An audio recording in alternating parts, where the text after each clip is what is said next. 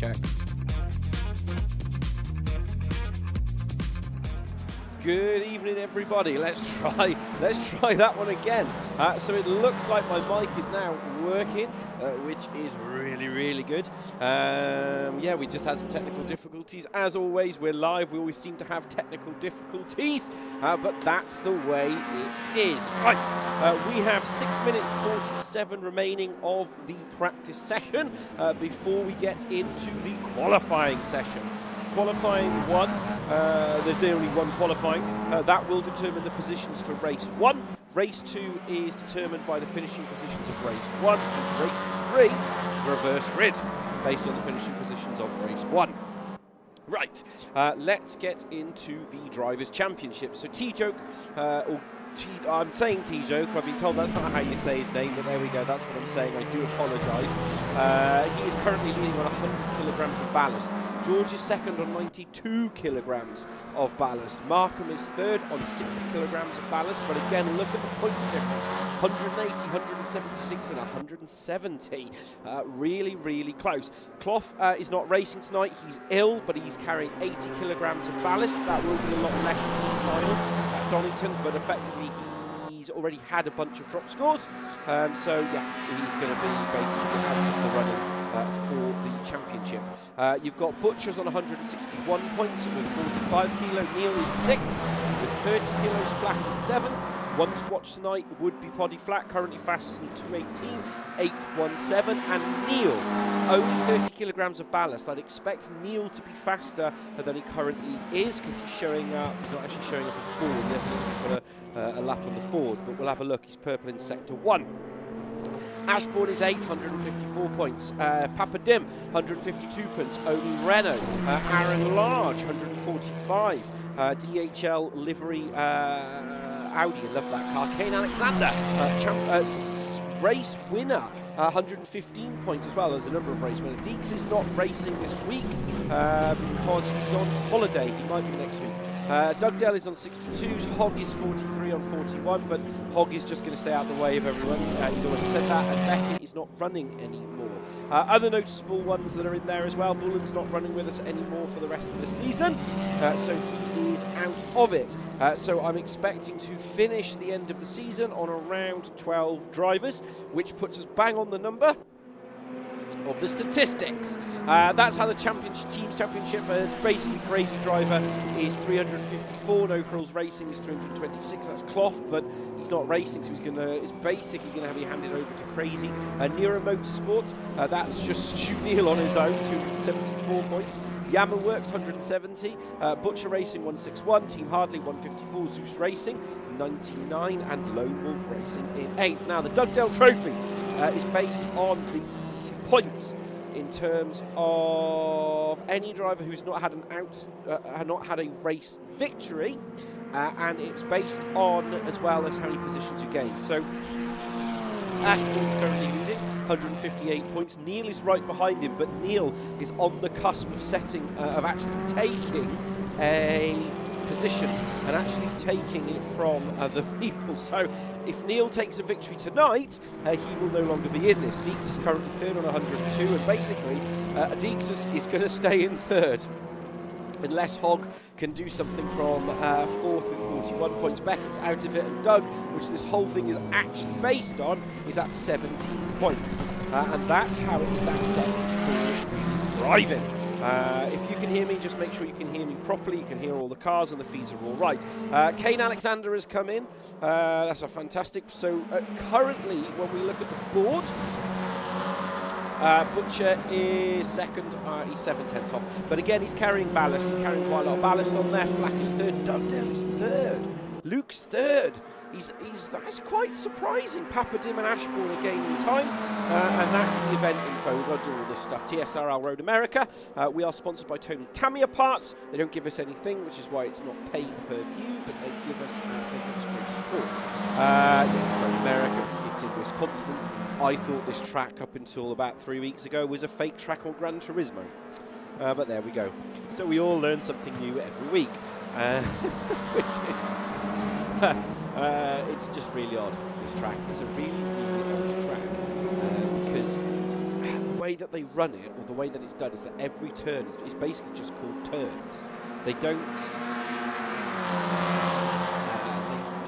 actually give any real names to the corners. They're just called turn 1, 2 and 3, because this is turn 5 that then takes us up over the crest, under the bridge, and that then takes us, as we ride on board now with Butcher, this is turn 6, another 90-degree left. This then takes us into a 45 right, which is turn 7, and then you get onto something that does have a name, and it's called Hurry Downs, apparently. And then it's a 90 left, which is turn 8. Turn 9 is quite tricky. So this is what they call the carousel. So this is classed as turn 9, but 9 and 10 are effectively one long corner through the right. It's modelled after the Nürburgring, hence why it's called the carousel. That then takes us into the amazing straight that's called the bend, and then into the kink. So this is turn 11. So this is the kink coming up here, and they're pretty much flat out through this section, and then they go into the woods, high side fences. Mistakes will be costly here. This is called the kettle bottoms, which takes us down to 12, which is Canada Corner. So this is Canada Corner. Doug is getting a lovely little tow from Butcher. That's Butcher ahead, Neil's fastest, 218.836. I'm pretty sure he's going to take an outstanding performance to take a race victory today. And he will take a race victory, and that will take him off the championship.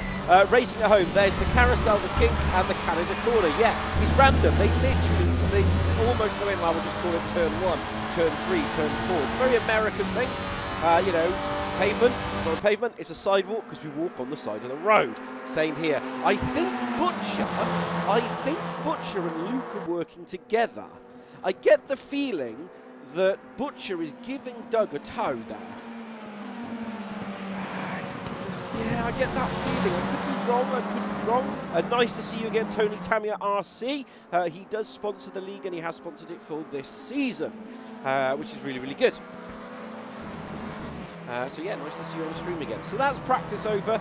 We'll go into the qualifying session. Qualifying is 10 minutes. Ballast is carried through the whole, so if you're new to the racing this time out, they carry ballast from week to week. The ballast is based off their championship positions, and it's the same as we were on the BT. It's the same basically effectively as running the British Touring Car Championship. Is to try and ballast it all out. We are going to go on to Auto Direct, and we're going to pick up Aaron. He's going to be the first on the track. I'll keep an eye on the boards as they go through the turf, through the first sectors, and then we'll try and see who is at the top of the tree. I'm waiting for Neil to go, so let's jump on with Neil. He hasn't started his lap. This is down at turn 13 into 14, and then this takes us down the main straight, which is called the Road America Straight. Again, gotta love those American names. So as he's going around, if you're new to this, they carry ballast all the way through. It's championship ballast carryover from the previous week. They have to run it through the whole event. It doesn't change. Tyre wear is on 2 times, and the way that's done that, it doesn't really affect you. You can get to the end of a race running the link. This car here, I love the colour of this car. He's run wide, he should be resetting. That's going to be a no-go. He's yeah, I thought it'd be a reset. We'll keep an eye on Poddy. He was second fastest. He's going into out of turn 3 into turn 4. So 2 times tyre wear. I think it scares a lot of people, but it doesn't really cause an issue, to be honest. It's more of a mindset. If you're smooth and you can drive, you can basically run the car and get all the way down to roughly about 5%. That's what we saw at Silverstone. But you don't really get to that point where the tyre completely goes and you've had it and you have to pit. But it adds that extra challenge, that extra jeopardy, and something else the drivers have to manage. Along with ballast, which is a problem. We run only 30 incident points.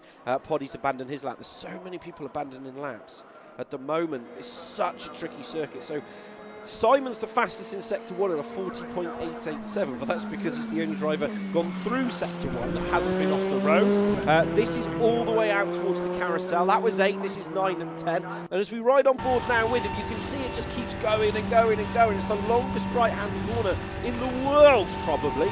And then this is turn 10. This takes us down into the bend, which is into the kink. This is turn 11. You'll hear him back off a little bit.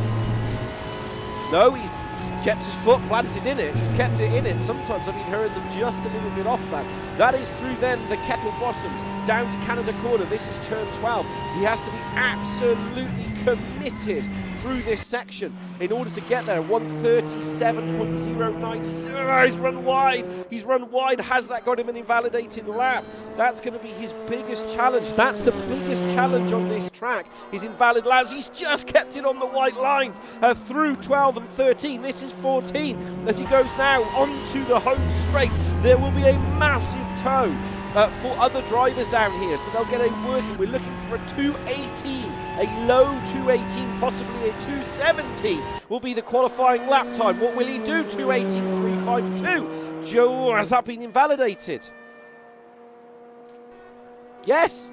No. Yes. No. Has it? Yes. Yes, it's invalidated. His lap was invalidated on the board. That's definitely invalidated. So Kane Alexander is currently the fastest driver on track at a 2:22. T-Joke's just gone 2:19. He's nearly a second off the pace, but don't forget, T-Joke is carrying pretty much maximum ballast on that car, and that's what's going to suffer. It's roughly around 90 kilo, is roughly around a second a lap difference.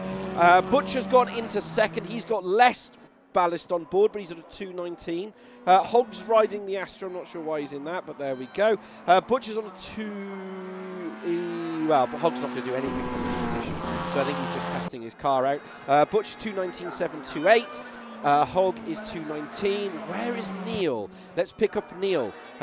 He's going to be going through the first sector, and then he's coming down the crest of the hill now. He'll have to be careful before he goes into the left-hander. This is turn 8, which takes us into the carousel at 9 and 10. Again, riding on board down to the driver's side front view camera. Love this camera view. Through the right-hand side, it just keeps on going and going and going and going and going and going and going and going and going. And then down the bottoms we go, down into the kink, that was the bend, sorry, down to the kettle bottoms to the right. Listen to that engine noise. He's committed fully. He could have taken more curb there, but he's kept it on the track. The lap is still coming up invalidated. Body flax at 2:17.814. Neil, sector 2, he is 6,000ths of a second, 600ths of a second, sorry, off his personal best. That's what it means by green. If it was purple, he'd be purple in that sector, which means he was the fastest of everybody. So the question is, can he now get this in? Can he do this from this last sector? It's 5 minutes. It's a long lap here. It's a 2:17 lap. Poddy is currently fastest on a 2:17. Papadim is second on a 2:18. Neil should really be able to put this on the front row. I'm expecting a 2:17. There you go, 2:17. 2:17.824. The two links are separated by a hair's whisker, but they're not fighting each other for the championship, so it doesn't really make that much difference for them. Poddy will be going for prize. What can Papadim do? He's out in 10. 9 and 10 he's going into, so 2:18. So at the moment, Large, Markham, Dugdale, Ashbourne and George have set no times. They're all invalidated. And it's not like they're punching it around. Now, you might be thinking, oh yeah, but that ballast is going to kill them this week, especially on this type of track. You would be 100% correct with that. You really, really would. But the key to remember is you want maximum ballast this week out. Because when you get to the season finale at Donington next week, what you want is to be as ballast free at the top of, as close to the top as possible. Donington is a tricky track to pass at. It's a very, very tricky track. So you really need to get the job done in race 1 and race 2. Here, it's all going to be about managing tyres. It's going to be about managing fuel. It's going to be about managing how fast they can go. But again, T-Joke and George, this man here, and T-Joke currently in 5th, who are our 1st and 2nd in the championship. Their nearest rival is Aaron Markham down in 12th. They've basically spent most of their time at the top end of the table. So even this ballast basically brings them in to line with everybody else in the field, because they're that fast. They are that fast. Neil's going for another lap. We'll keep an eye on George. He's currently in 8th because he's the top of the driver on the track without set line. Simon surprises me, he's in 10th, but he might not have had any running. This is Neil. He's going to go. Is he on a lap or is he going for a lap? I think he's going for a lap. Let's ride on board with him. This is down these Road America straight over the crest of the hill. Little tabletop like Portugal. I do love Portugal as a track. It's narrower here than Portugal. They will get a lovely slipstream down here from the drivers. Then you go over the top and then down and down into turn 1 you go. Right-hand side here, needs to keep it nice and tidy. A little bit of tyre squirrel there. You can take a lot more curbs. Someone's gone off in ahead of him. Don't know who that is. I can't see it on the board. Through into turn number 3. Right-hand side, 90-degree right. There's a lot of 90 left, 90 right. Then it's turn 4, which really isn't a corner, but they call it a corner. It's this one, under the bridge. This takes us then down to riding on board now with him on the front view camera, down to turn 5. That's a 90 left. Again, there is lots and lots of, this is a power circuit. The Lincoln Co is the car to be here. This is the car you want to be in. It has so much grunt at that top end of the gearbox. That's what it wants. Through 6, that then takes us into 7, 8 and 9. So that we've just gone through 6 there. The 7 is a little right-hander, a 45 right down the crest of the hill. Then it takes us into turn 8, and that's the left-hander, which then takes us into the carousel. And again, this is not going to really be an overtaking opportunity. But look at the field spread now. George has put himself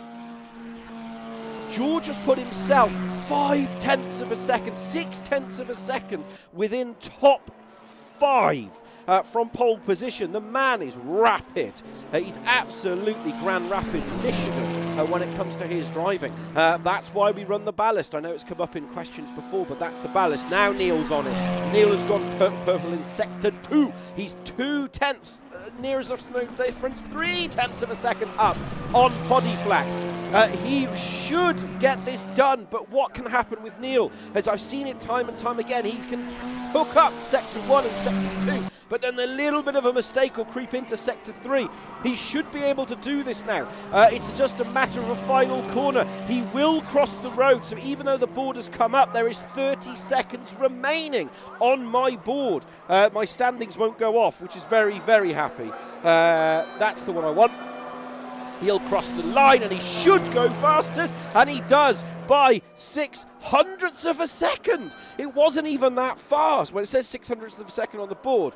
But that's a pole position. I don't think anyone's going to beat that. I literally don't think anyone's going to beat that. So Stu Neal takes a pole for the season at 2:17.4. At that pace, Poddy Flack did improve to a 2:17.474. Those are the only 2 drivers in the 2:17s. They are literally going to be battling each other for the remainder of this race, I get the feeling. Nick Papadin is 3rd. He's kind of on his own. Ashbourne is 4th. Good for Ashbourne, 2:18. He's a better racer than he is qualifier. And then I missed the rest of the field, but we will see in a minute. It's 50 seconds, 53 seconds to go before we get racing for race 1. 15-minute race, 2 times tyre wear, Road America, the land of the turn corners, and there is some we're cheesing it, people. And that's the question. Are they going to cheese it under the bridge, or are they going to end up as a stinky bit of Bishop? We will find out in 30 seconds. Then what will happen is we'll get the ready up stage, and you'll see all the lights starting to flash on the board. It's 15 lights that go flash, and then we go racing for 15 minutes. It's a 2-minute 17 to 2-minute 19 lap at best. So that gives us roughly about 6 to 7 laps in total. There are long straights here. There will be tow. It's all going to be about closing the door. So here we go. The lights are out. Neil and Poddy on 1st. Papadim is 3rd. Ashbourne 4th. George is 5th. Doug is 6th. Good for Doug. Large is 7th. Butcher, Markham, T-Joe, Hogg and Alexander at the back. So let's get ready. And it's lights out. And Papadim has had an absolutely horrific start. He's gone all the way down to 6th position. But Neil at the front is side by side. Neil is on the left side. He's in that number 100. Poddy Flack is on the right side. Poddy Flack has done it. Has he got the lead going into the first corner? Fantastic stuff. Into turn 1. He takes the lead away from Neil. Ashbourne in 3rd. He's climbing up the order there. Has he got past T-Joke? T-Joke has been gifted a position. He will be on the outside. He's on the inside. Closes that door solidly shut. Absolutely sensational there from George. Riding from the rear camera right behind him in 4th position in that 19. That is Ashbourne. Ashbourne is going to be all over his rear end as he comes up side by side going into the 90 left. The question is, can he do it? Can he get the job done? He's surely down the gearbox he goes. Fifth, fourth, third into second, side by side. A little bit of a squeeze. George giving him enough room. Ashbourne also giving him enough room. The question is, will George bail out? George is the 96. He's had to bail out of that. He's going to go for the old switcheroo. But the problem is the next corner is a 90-degree right-hand corner. Yeah, and Ashbourne's got that done. Sensational there from Ashbourne. Into third, takes it away from the man behind. And look who's lurking in the 32. That's Aaron Large. 1, 2, 3, 4, 5, 6, 7, 8, 9, 10. Count them. They're all line astern, toe to toe, door to door. And as the background, this is the battle now for fourth position. So in sixth is Butcher. There he is in the 23, riding on board now. Just ahead of him in the number 5 in the 5th position. That's Aaron Large, number 32. It's bright yellow DHL Audi. It's Audi versus Seat versus Seat. Audi, Seat, Hyundai actually, but there we go. 1, 2, 3, 4, nose to tail, all the way from third down to 6th. They're all battling and squabbling, trying to find their positions. T-Joke in the background has managed to get past Luke in the Audi. There is Luke now. He is absolutely having to hunt down the car in front. That's T-Joke in the 55, but he's also defending from Nick Papadim, who had a terrible start at the start of the race. This is 8th position. There's 9th, 10th, 11th and 12th. Kane Alexander has made a position, but we leave that battle now as we ride on board with the Butcher, the man with the biggest knife. The question is, can he slice through Aaron Large? Yes, he does. Aaron's pulled over.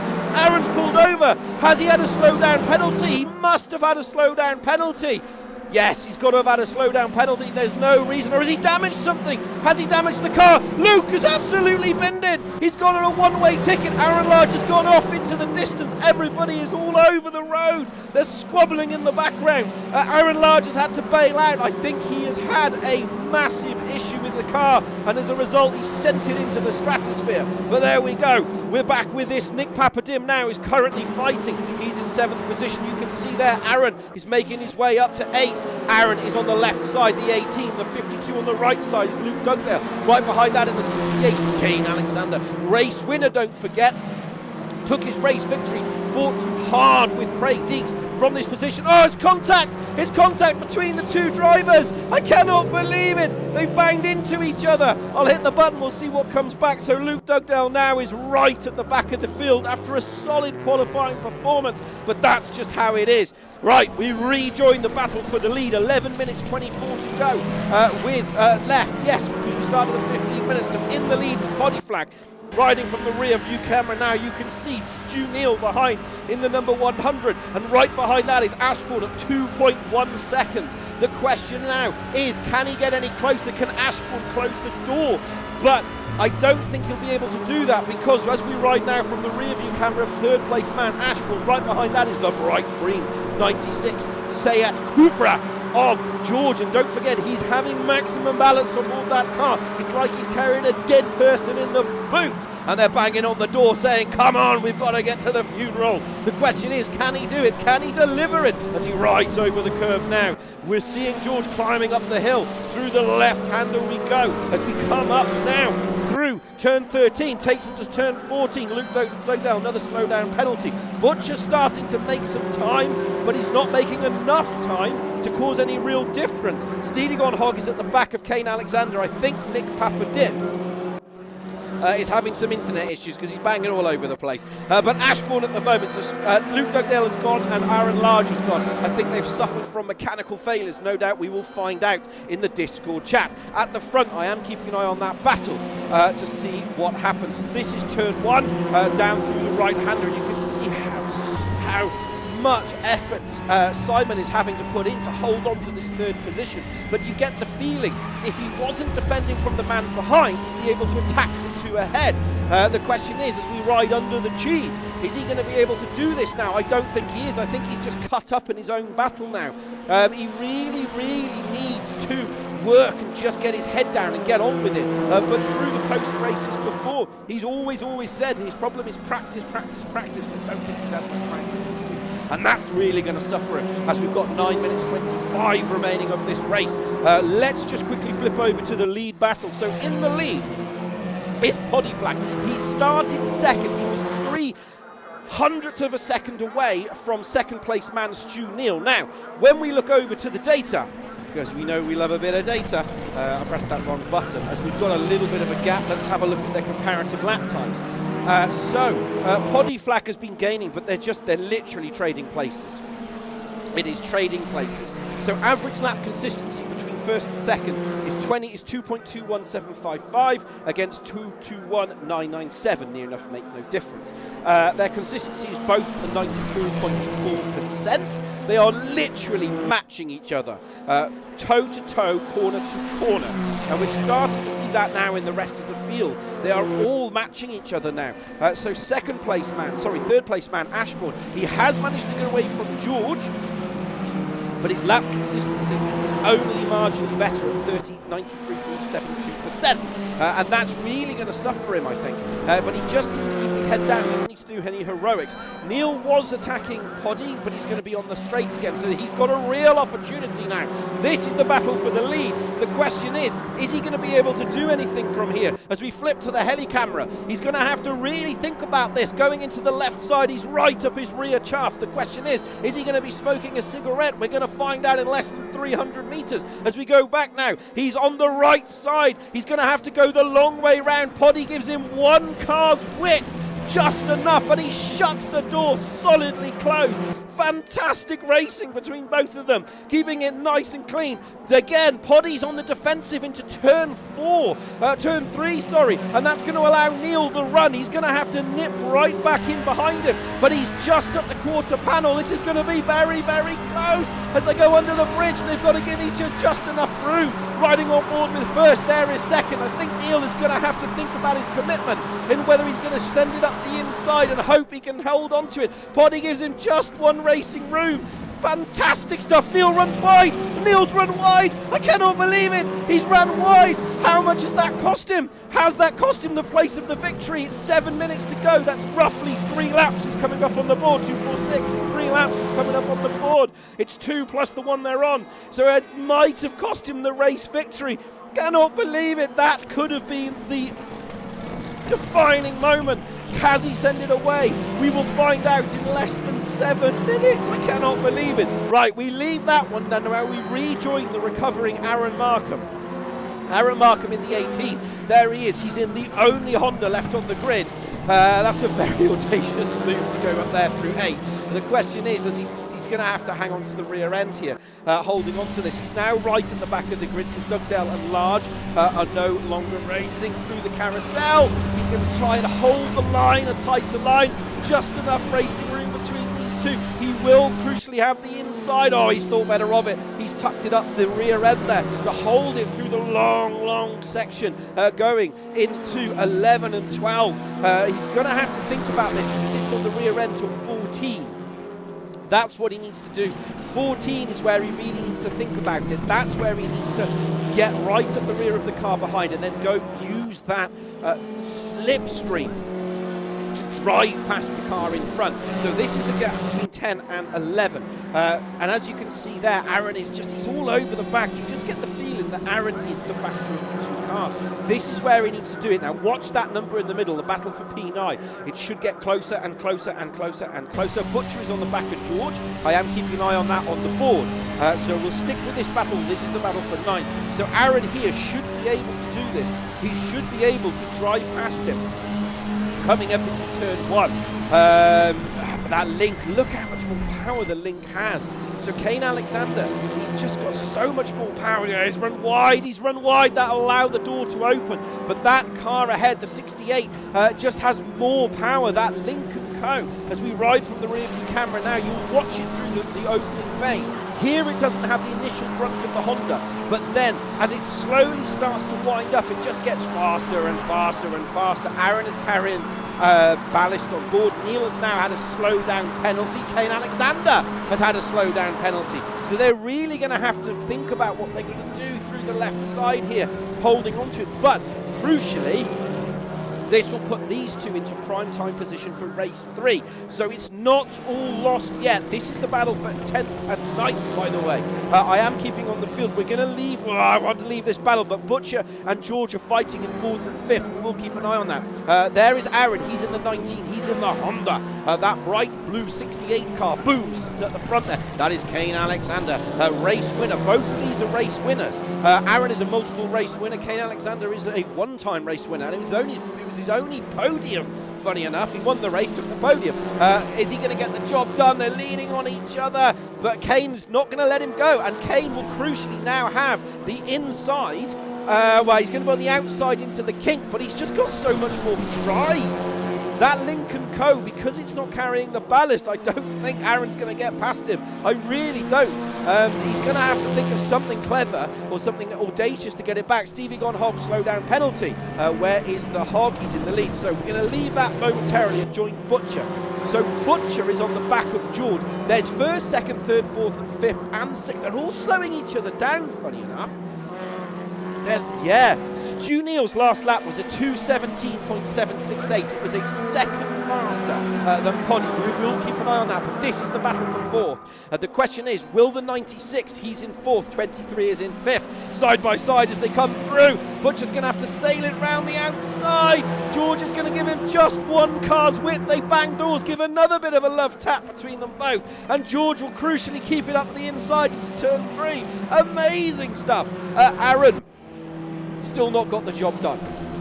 Aaron's in 9th, and in 8th position is Kane Alexander. So once again it's reset. I think Kane's going to hold on to this. I really think he's going to be holding on to this. Where is Stu Neal? He's 5 tenths off Poddy Flack. He's 7 tenths off Poddy Flack. Again, he's starting. I don't know if he's thinking about his next race or... Yeah, let's have a look at his lap times. While we've got a moment to breathe, let's have a quick look at lap times. So, comparing the 2 laps between the 2 drivers, Stu Neal on lap 5 was nearly a second faster, 7 tenths of a lap faster, 2:17.276. But lap 4 he was 1.5, just over a second slower. Now he's yo-yoing all over the place. Poddy Flack in comparison, yeah. So he's yo-yoing all over the place, basically, Stu Neal is. His consistency has dropped quite dramatically, actually. His consistency, so Poddy's consistency, and this is the overall lap consistency based on top to bottom lap, is a swing of 8 seconds. Average lap time is 2:20.109. Stu Neal's average lap time is a 2:20.230. Poddy is 3.3% more consistent, but crucially that is half a second.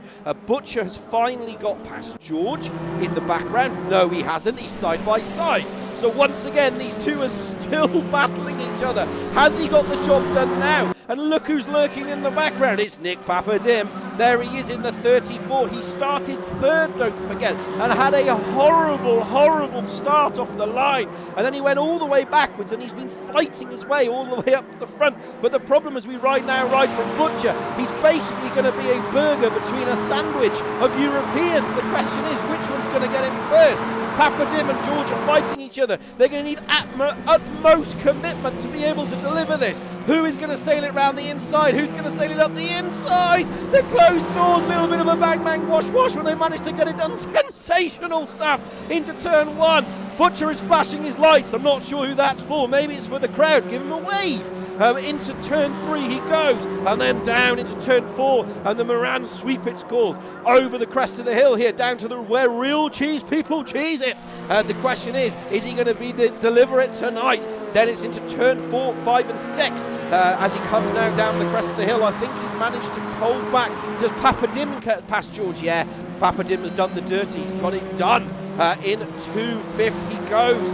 George, I think, is just again manages him tired. Where's T-Joke? T-Joke has had a retirement, not sure why. Hopefully we'll be able to look at that, but it's the final lap, and I don't think Neal is going to be able to do that. I'm watching him on the board, but I'm watching the battle for 4th.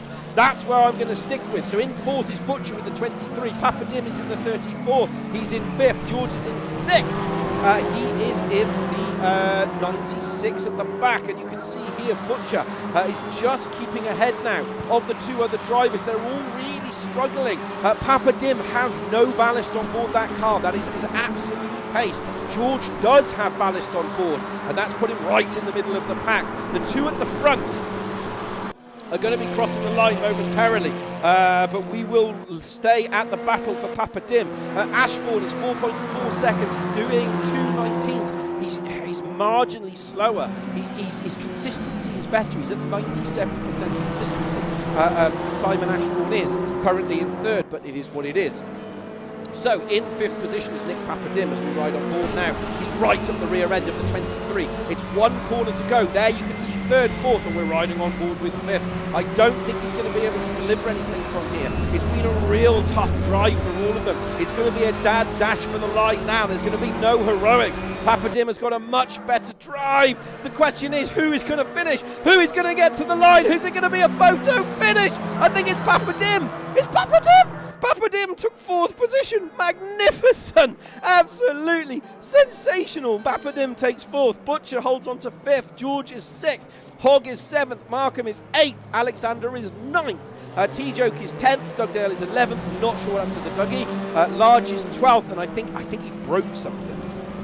But your race winner, Papadim, is Poddy. Poddy takes another race victory, but Neil kept him honest. Kept him absolutely honest for the entire race. One mistake from Poddy, and that qualifies it. Look at that. The fastest lap was done by Stu Neal at 2:17.768. Race winner was Poddy Flack, and his best lap time was just over half a second slower than the second place man. So you get that feeling that it's going to be really, really close as it comes into the second race. But what a race. What a sensational race. So we'll get kicked out. We will try and go over to some drivers, and we will see. Welcome back to the commentary box. Hello, everybody. Welcome to the commentary box. I'm keeping an eye on the chat, and then we have to keep an eye on the stream. So I should be able to go to drivers. And we have Simon, who is the first driver to join us. We've got a couple of saying congratulations to Poddy. Simon, hello and welcome back to the commentary box for the penultimate round. Good evening, Andrew. How the devil are you? I am very excitable today, as always. As you'd expect.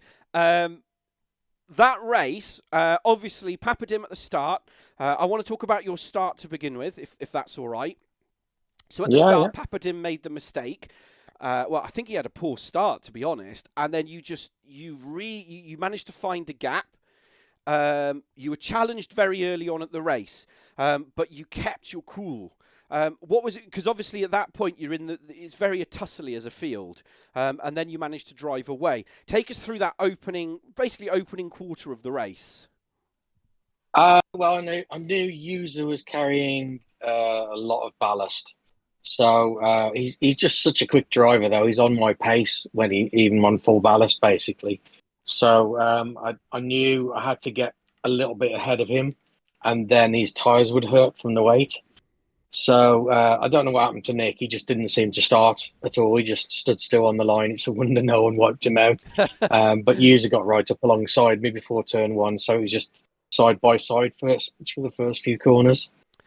I mean, and then I was watching the lap paces. So when you managed to break away from that group, was it then a case of just get your head down, get on with it at that point, and see what happens? Or is it a case of I'm going to push and push and push? Because the lap delta, because on the screen that I've got tells me your consistency, and you were more consistent than the drivers ahead. You weren't the fastest, but you were a lot more consistent.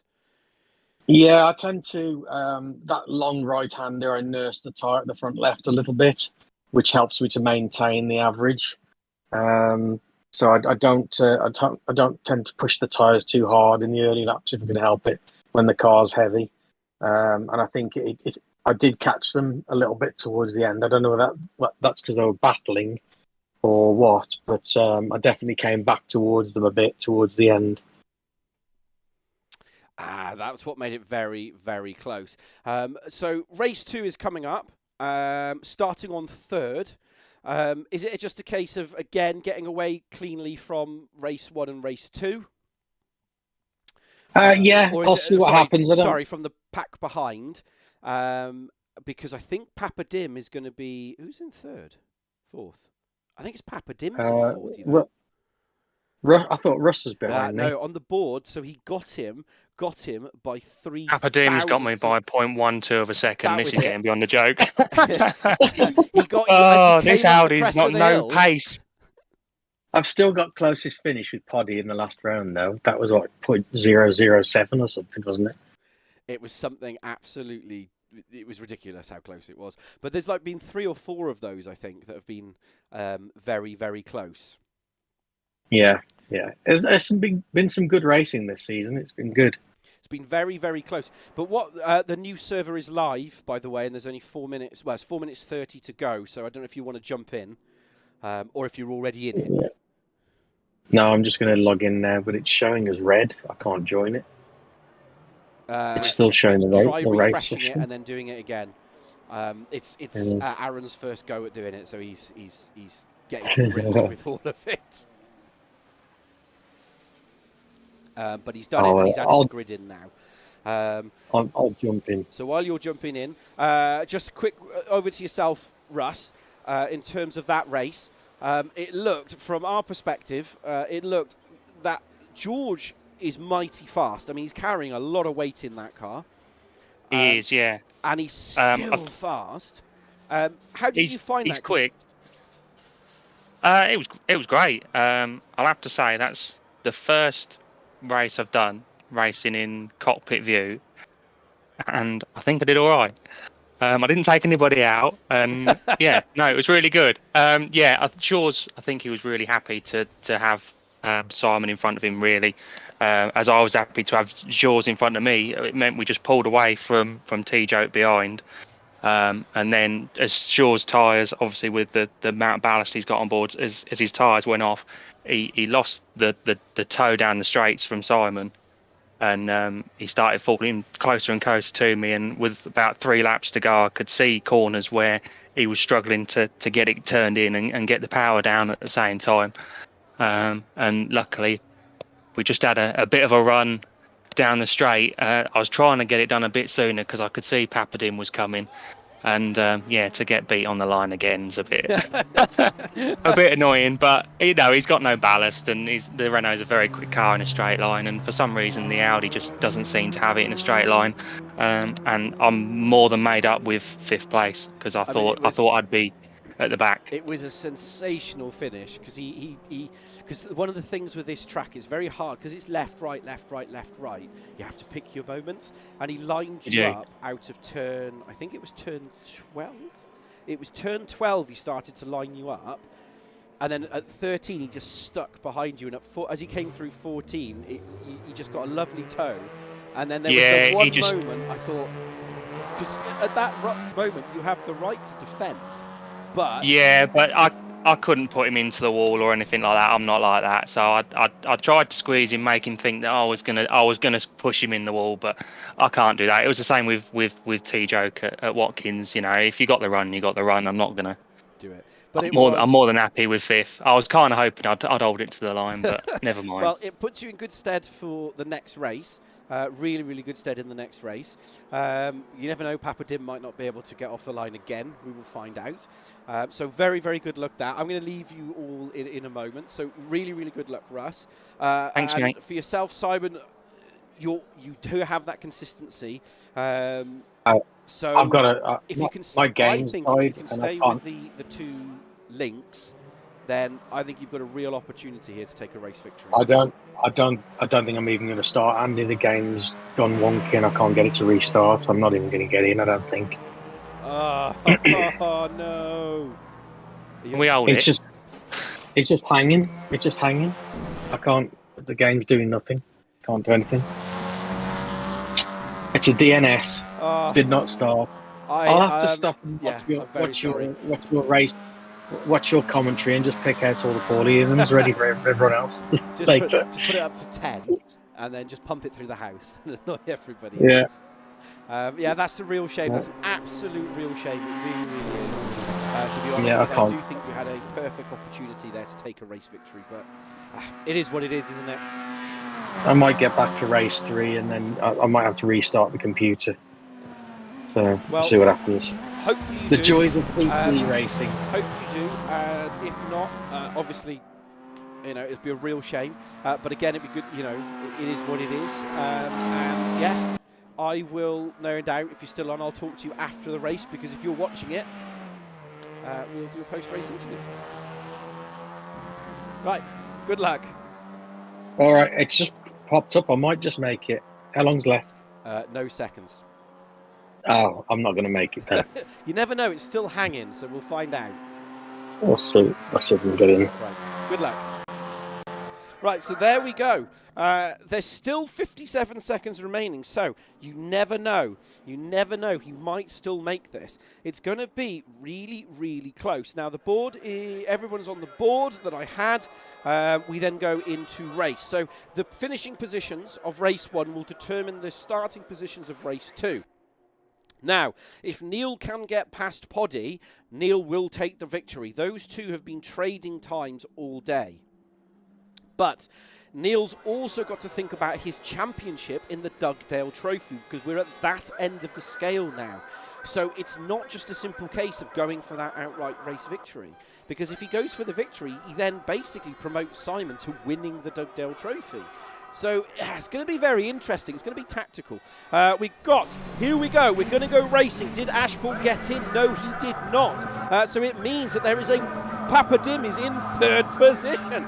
Get ready. Hold on to your horses. It's going to be 15 minutes of fun. And it's away we go. And Papa Dim has had a much better start this time. He's managed to get a much better start through the opening phase. The question is, where will he be going into turn 1? He's on the inside, which is crucial. Poddy's already gone defensive. No, he's not. He's left the door open. Has he left it open too much? No, he hasn't. Papa Dim doesn't slide through.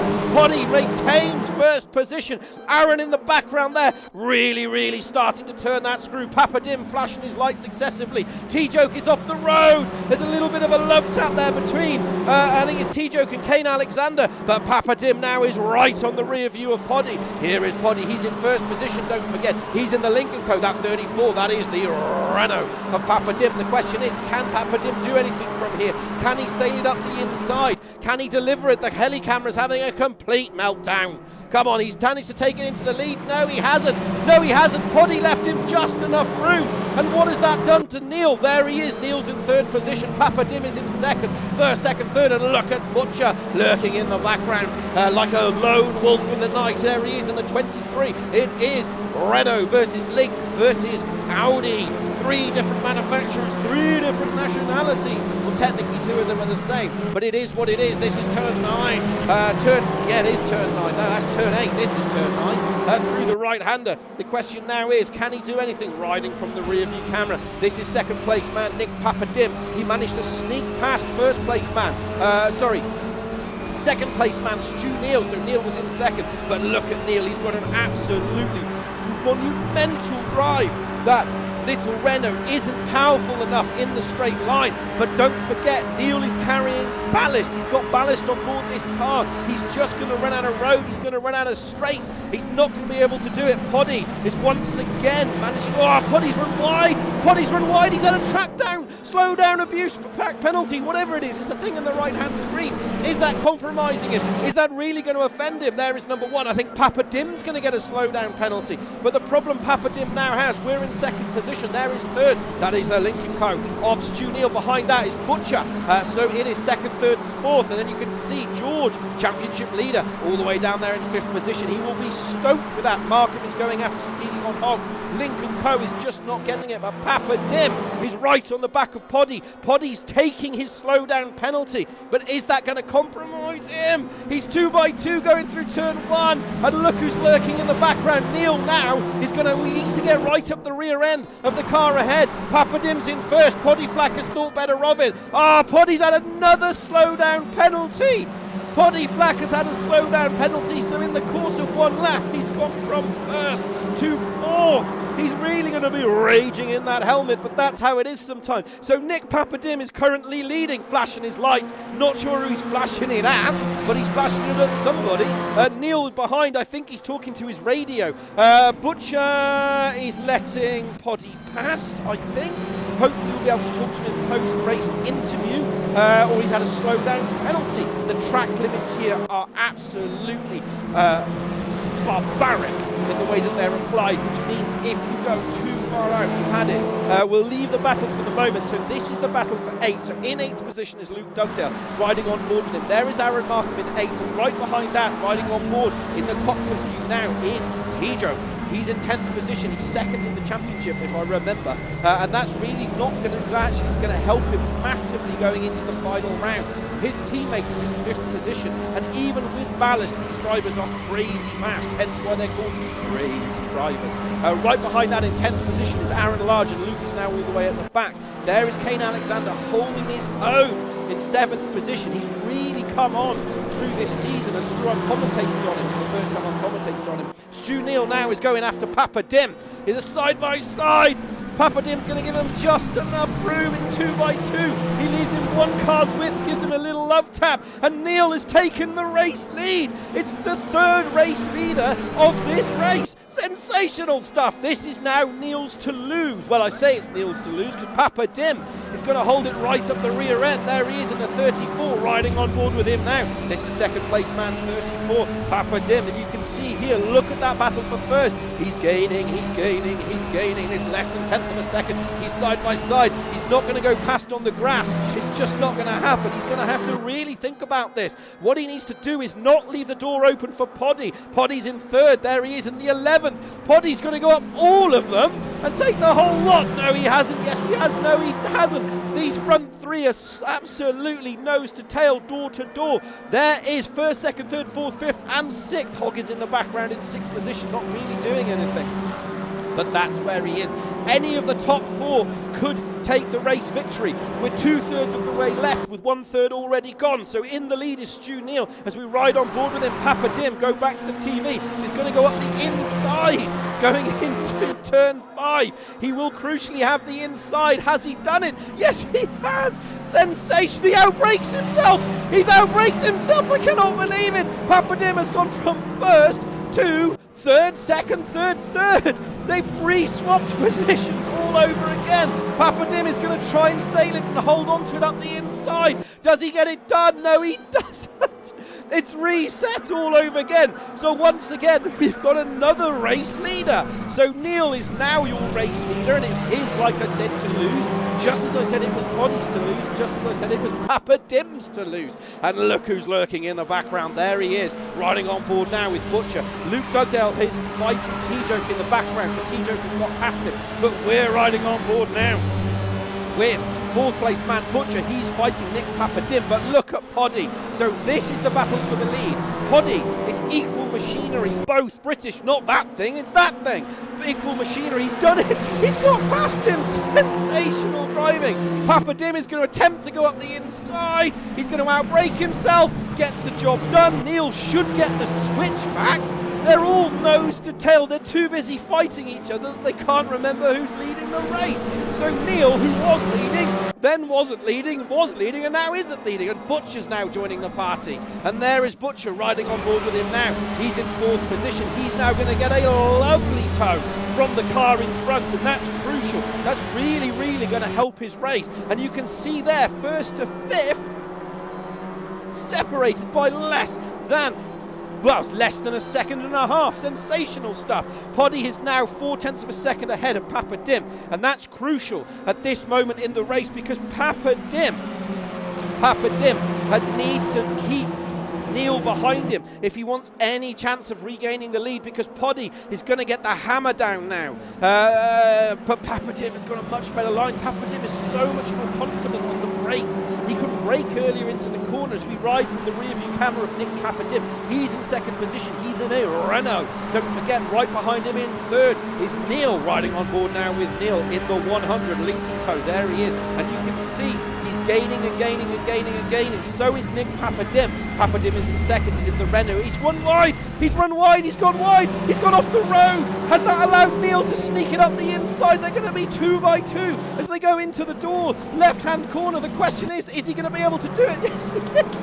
Sensational stuff again. Clapping my hands. Fantastic. So Neil is now back into second. The question now is, can Neil get the hammer down and go after Poddy? It's 0.5 of a second. That is nothing. But the question is he going to be able to do it? Butcher is sat in the background. There he is. He is that Lincoln Co. No, he isn't a Lincoln Co. He's in an Audi. He's the Audi who sat in the back thinking, what am I going to do today? I know, I'm going to watch the racing. And that's where he is in 4th position. So, if you've just joined us and you want to reset, in the lead is Poddy. He started in the lead, then he was third, second, first, second, third, and now he's back to first. Neil started second, was leading, wasn't leading, was leading, and now he's back in second, and Nick Papadim is in third.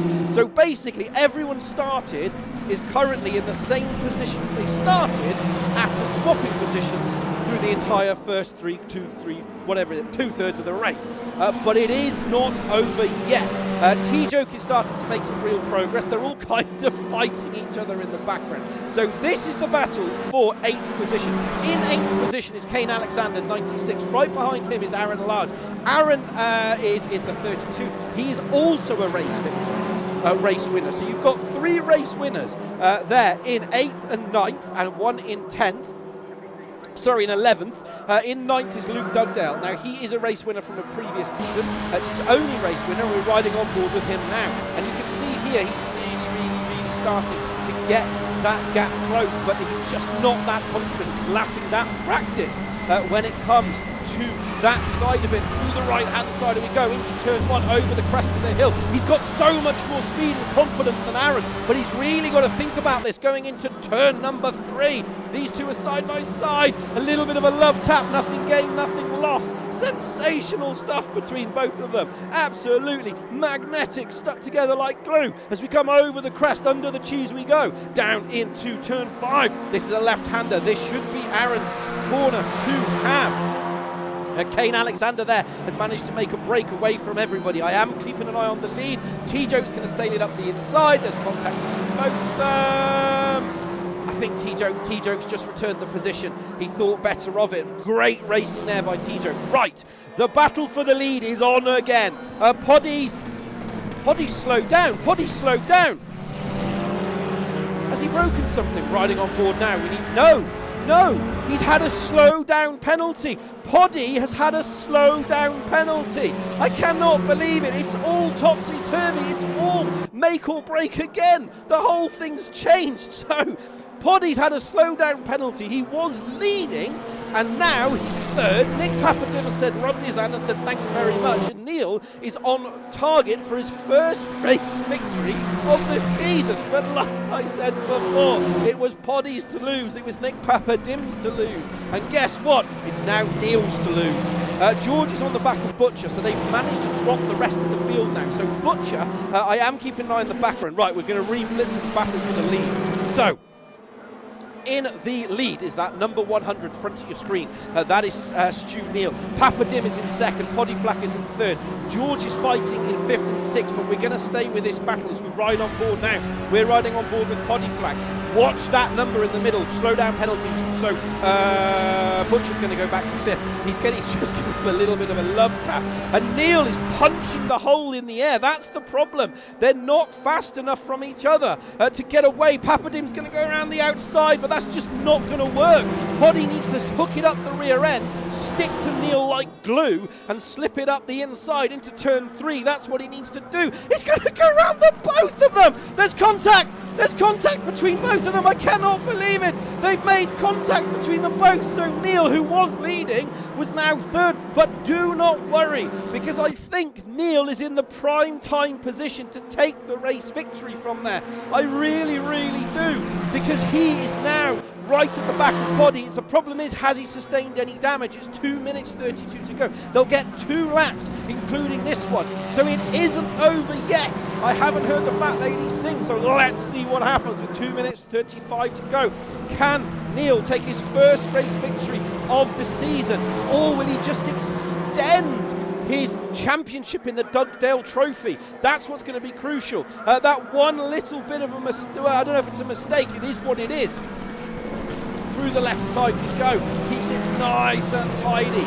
Through the right-hander. Question now is, can he do anything through turns 9 and 10? Riding on board with Neil now. He's in third. He was first. He was second. These two have been swapping positions. Lap after lap, corner after corner. Down to the front camera we go. This is third with Neil. He's now 5/10. I think Papadim has checked himself out. He's now 8/10 of a second ahead of Podiflack. There is Papadim. Yeah, he's packed his bags, he's handed in his key, and he's checked himself out. He's pretty much flying away now. He's 8/10 of a second. So unless Poddy and Neil, Poddy's run wide, and that should allow Neil to take the position. He's made a mistake. I cannot believe it. So he's made a mistake. Poddy's run wide. That's allowed Neil to retake the position, and now it's on. Now it's going to be a last-minute ditch attempt to try and take the race victory. We're going to stick with this. Aaron Large, T-Joke and all that lot are fighting each other. So Kane Alexander, I'm keeping an eye on the background. T-Joke has got past Luke Dugdale.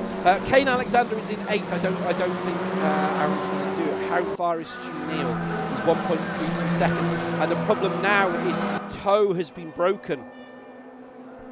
Yeah, the toe's been broken from this position, so there's no way I think Neil's going to be able. I don't think Neil's going to be able to do it from here because it's over a second, so there is no benefit of a toe going down the main straight. So these two have been locked to heads again. Poddy's trying to send him a dummy through turn 3, but that's not going to go anyway because Neil is a one-year-old fox. Hog is going to stick in on the back of George. The question is, can George do anything from this position? I don't think he can really. I think Hog's just going to have to be really, really careful in terms of where he is. Poddy is now back on the side of Neil, but I think Poddy's going to he's going to have to line him up coming through turns 12, 13 and 14 if he really wants to do anything. This is the last lap, so Papadim will take the race victory. Stu Neal will take third unless Papadim outbreaks himself. Papadim has had a slow down penalty. Papadim has had a slow down penalty. He's gonna have to shave off. This isn't over yet, ladies and gentlemen. It is on. He's taken the penalty at a very clever position. He shaved it off going into 9. The question is, how much damage has that done? Has he going to have to slow down more? It isn't over yet. 6/10 of a second. Neil has an opportunity. He's within the slipstream now. He's going to be geeing himself up. 5/10 of a second. Watch the number from second place car as we ride with him now. He's at 5/10. He's gaining. He's gaining. He's in the slipstream. He could still do this. 4/10 of a second. Neil needs to stick with him through 12, 13 and 14 and out-drag him to the line. That's how he's got to do this. If he doesn't do that, he's run wide. He's run wide. Has that cost Neil 4/10 of a second? Neil's got a much better drive as we ride on board with him now. He's gearing up all the horses in the car. The question is he going to gear them up enough through the right-hander? This is the last turn. Papadim's not had a good exit. It's on. It's on to the line. Who's going to take it? Who is going to be race winner? Neil, 3/10 of a second. He's going to run out of road, I think. He's not going to be close enough. He's going to be needed one more lap to do this. Papadim takes the race win. Neil takes second. Sensational. Flax goes from first to third. Butcher holds on to a solid 4th. George, sensational 5th. Hogg is in 6th. Markham is 7th. Alexander in 8th. Solid result for Alexander. Large, a solid result for him. T-Joke's in 10th. And Doug is in 11th. And I need a sit down. After that, I've probably upset all my neighbours as well at 9:05. So, again, look at Neil. Neil's the fastest driver out there today. Papadim is in takes the second race victory, and Neil takes the race victory. Neil takes the race win. Neil takes the fastest lap. Just cannot believe it. It could have been completely different if Simon was in that as well. Simon would have been in the mix. But there you go. There's whatever it was. In terms of it, sensational stuff. Absolutely sensational. I need to sit down for 5 minutes, I think, after that. That was absolutely, that was on a different level of awesomeness. Going into the final race, it is reverse grid in terms of what we see tonight. Right, we're going to have a quick look over to the chat while I have a sit down.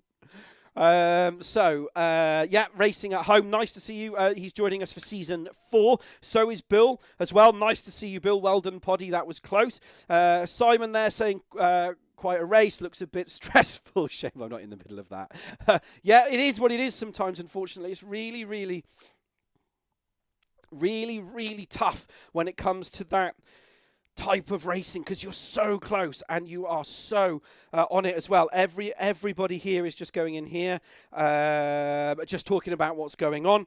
There's nobody in the voice channel. It's because I think it was quite a very, very intense race. Everyone congratulating Stevie Gone Hog, and George is just on here just saying, look, don't hesitate to overtake, it's racing. But, Hog's getting back into it. He wasn't there for season 3, missed quite season 2, missed quite a bit of season 3. So again, he's just learning that track. Papa Dim was saying that he pressed in race 1. He pushed the wrong button at the start. That would be why he had so it wasn't a penalty. It wasn't anything else. He just had it was just one of those things, unfortunately. Right, we've got one last race to go over for you tonight. And then hopefully we'll have some drivers at the end of the race. And we will have a chat with them, and we will go through, we'll have a quick chat about Pawleys Pit Lane. So we're going to go into the final race. Hopefully they've let me in, and I haven't been denied. Right, we do have 2 drivers who are in with us today. Again, it's Simon and it is Russ, our regular drivers who like to come in and chat to us as well. Right, going to start with Simon first, and then I'll get to you, Russ. As always, please add your comments in as well. Simon, did that look as exciting as it was for me? I'm a little bit glad I wasn't in the middle of that. I think I've had a heart attack. I mean, that looked absolutely... One of the things I thought, I don't know if you thought the same as well, is that actually being in first was not the place to be unless you were a second. You needed at least 2 or 3 seconds, because that slipstream looks absolutely powerful. But it really does depend on how you're getting out of the corner, though. I mean, the corners are so tricky. If you get a little bit offline and on the dirt and you have to lift, then the slipstream's no good to you. So it's all about the corner exit as much as the slipstream. But Russ did well, so I think you should chat to him because he was in the middle of it. I was just watching. I only did well because you didn't take the place on the grid. That was it. That was the only reason why. So take us through that, Russ, because in the middle part of the race, you had a good start, but in the middle part of the race, it looked like you were really under pressure from George and Hogg at that point. But you seem to really, handle that pressure very, very well. Take us through that. Take us through what you were thinking, or what you were, were you planning that, or were you just like, I'm just going to see what happens? No, I definitely wasn't planning it.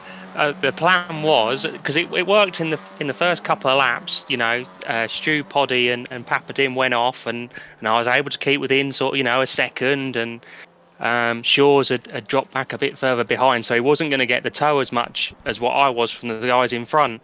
And then they all started getting together, and I'm thinking, don't start getting together because you're just slowing each other up. And that slowed... Obviously, then that slowed me up, and then it brought Shaw's back into play. And then, like you said, halfway through the race, they finally broke away from me as I was expecting them to. And then I was kind of like a sitting duck, really. I had no tow down the straights anymore, and the Audi with the ballast on is terrible in a straight line down the straights compared to most things I've gone up against so far. So yeah, we were kind of a bit, luckily I think Shaw's tyres had just started to go on the wane as he was catching up, and he could get close to me but he couldn't make the pass, so I lucked into there. But yeah, I was just kind of thinking, if the boys out front could have just done 2 or 3 laps before coming together, we'd have got a break from Shaw's and the rest of the field, and then I can just slowly drop off the tail and pick up anything. If they knocked each other off or anything, I'd pick up the pieces. But it didn't quite happen like that. Yeah, because it was absolutely. There's only a minute to go, so I'll quickly touch on this. I mean, it looked, when you get the chance. I mean, you were right there. You were living it, but. From first to third. Well, I was loving it, but the problem was there was no way I was going to overtake them. I just didn't have the pace to overtake. So I was getting right up behind them and then going, yeah, I've got nothing else. But I mean that's what makes it exciting though, because it's very tactical. But yeah, those Neil and Poddy, I think should have really worked together to get away from Papa Dim, but they were so busy squabbling with each other. I think they're pretty close in the championship, so they're squabbling it out for their own rights as to bragging rights of who can be top link or second top link behind Cloughy. But obviously Cloughy's not racing tonight. He's not feeling too good, so they might even be at the end of this top link. So it's all to play for. Yes. Right, I'm going to let you go because we've only got 5 seconds going, and no doubt I'll talk to you after. So good luck. No worries, mate. Speak to you soon. Cheers, pal. So there we go. That's the end of the race 2. So race 3 will have a minute to lobby up, and then race 3 will be based on the finishing positions of race 1. We've got a full grid back in. Simon is now back in, but it's a reverse grid of race 1. So Poddy will start right at the back, and Neil will start in 11th position. So it's a reverse grid. Makes it very, very interesting. So the drivers at the back will have 15 minutes to carve their way through the drivers at the front. They run 30 instant points in this race because the way that the drivers have to move through. But again, plain and simple with this league, if you want to win the league, and watch George and T-Joke, they are perfect for this. They don't battle hard in race 3. They get the points and they pick people off. And that's how you win the championships. But here we go. We're going to go across now to the racing. It's 10 seconds out, and it's going to be absolutely on it. Aaron is followed by Luke, T-Joke, Alexander, Markham, Hogg, George, Butcher, and his lights out, and away we go. And Hogg, he's just pulling over. Hogg is doing the sensible thing, but look at the back. Neil and Poddy, those two are still fighting each other. They've got off the line absolutely sensationally. Aaron is in the lead. There he is in the 32. Right behind him is Dugdale in the 52, and behind that is T-Joke. T-Joke's now into 30s ahead of him, and this is a real opportunity for Aaron in that number 18 Honda to get into the league. Luke's gone off into the distance. He sold himself off. He's either had damage. No, he's had a game. His game has quit. That's probably why. I suspect he's had a crash. He's had real problems with crashing. So at the end of the season, we'll look at it, but we're back to this race. There is Kane Alexander in the 68. Right behind him is Nick Papa-Jim, who's made a sensational getaway from the start of the race. Ballast free. There he is in the 34. Butcher has got a little bit of a sim twitch. No, T-Joke is sim twitching. He's sim twitching in the background, so he was nowhere near that. Poddy Flack has got a slow down penalty. So Large in the 32 is currently ahead of T-Joke. Right behind that is Kane Alexander. Nick Papa-Dim is right behind him as well, so he's absolutely living the dream there. The question is he living it enough? He's had a game crash. Luke has had a game crash. I know what that error message is. I will get through that, but look at Papa-Dim. He's gone up the inside of Kane Alexander. That was a sensational move.